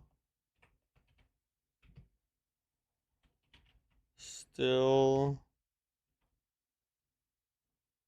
let's just do available, because yes, the free open beta demo for Mortal Shell 2 is available and active on PC, PlayStation 5, and Xbox ahead of the game's release on August 20th. You can't wait for Mortal Shell 2? Neither can I. We're playing it on Monday, boys. We're playing it on Monday. I think if you pre-order the deluxe edition, you get it 3 days early. I think, because I think Monday is when you can play it. If you pre-order deluxe, let's look.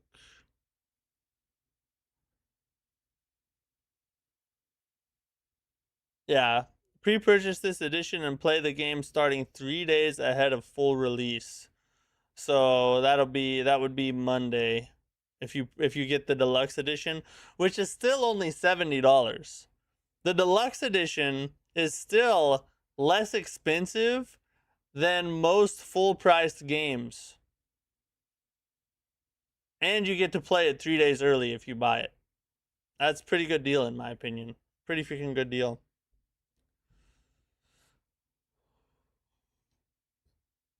Played the Mortal Shell 2 demo today. Just wow, that was good. Can't wait. Yeah, dude, it's such a good freaking game. I think it's gonna give Neo 3 a run for its money for best Souls-like of the year. I don't know which one's gonna end up winning, because Neo 3 was legitimately amazing. And is legitimately amazing. And I'm super excited to get back into it tomorrow to start preparing for the DLC. But Mortal Shell 2 has a chance to dethrone it this year. I'm just saying, the demo was that good. Souls Void is BS. Souls Void is real. Thanks, bro. I'll play it tomorrow. Yeah. Let me know what you think. August 18th, your birthday? Really? My birthday was yesterday. I'm a ripe 35 years old now, guys. I'm officially... Well, I was before, but I'm definitely a Souls Unk now. For sure. So yeah, that's all we got for tonight. But we'll be back tomorrow with some Neo 3. We're going to jump in, check out the new content they've dropped, get ready for the DLC next week. And we're just going to be playing DLC, or we're going to be playing Neo 3 for the rest of this week. Running around in New Game Plus. We'll probably do a couple streams, or at least a stream, where we play with viewers. So if you want to jump in and do some co-op Neo 3 with me, we'll probably do that later on this week. And then Monday, we're headstrong, jumping straight into Mortal Shell 2. And we're just going to swim around in that hoe until Neo 3's DLC drops. We'll take a short little break. Go check that out. And then we got to continue Mortal Shell 2, obviously. We can't not. You know what I'm saying? So, and then, of course, I did get into the Dusk Bloods Network test. I can't stream it. Not allowed to stream it. But once I've had a chance to actually play the game and see what they're cooking up here, hopefully I won't have to sign an NDA. And I'll be able to talk about what kind of game it is, what the experience was like. I'll probably make a whole video about it, detailing everything that I wrote down about it and while I was testing it and stuff. So a lot of awesome content coming your way on the channel in the near future. It's a good time to be a Souls fan. I gotta say that. And I'm excited. So I hope you guys are too. Oh, Souls Fatigue. Souls Void is... Yeah, true that. Souls Fatigue is... That's not a real thing. Not a real thing. At least not for me. Mortal Shell 2 demo was peak. Yep, 1000% agree. Don't know if you got my email about my mom. I appreciate your streams, man. So much fun. Yeah, I did, Dovahkeen. I replied to that. I replied to your email. It must not have gone through. But I replied to it. Yeah, it says it sent. I replied to it that same day. It was late that night though, so if you didn't see it, if you didn't see it, that might be why. But super appreciate everything you said. Sorry to hear about your mother, and but yeah, you can just go read my reply for everything else I had to say about it. It being switched to exclusive is troubling. It is troubling. I do agree. Look, I understand, and I understand the concerns with that. And of course, I'm not saying that anybody should like go out and buy, just drop a ton of cash for a Switch 2 just for the Duskbloods. That's a personal decision that each person has to make. For me, it made sense. I'm a streamer. I have kids that play Switch 2. Like, it's not that big a deal for me. It's a tax write-off, right? So. But like for every person has to decide for themselves. I am super excited because I love From Software and it's a new From Software game. I agree that it would be much better if it was on all platforms, but that's just not how the cookie crumbles. That is what it is, right? It is what it is. Anyway, that's it for tonight. I'll see you guys tomorrow for Neo 3. Excited to jump back in, try all the new stuff. Hope you guys come back and join me. Have a great night. Thanks to the channel members for for supporting what I do. Thanks to viewers for watching, even though even though I suck sometimes, but still, you guys are great. See you tomorrow. Peace out.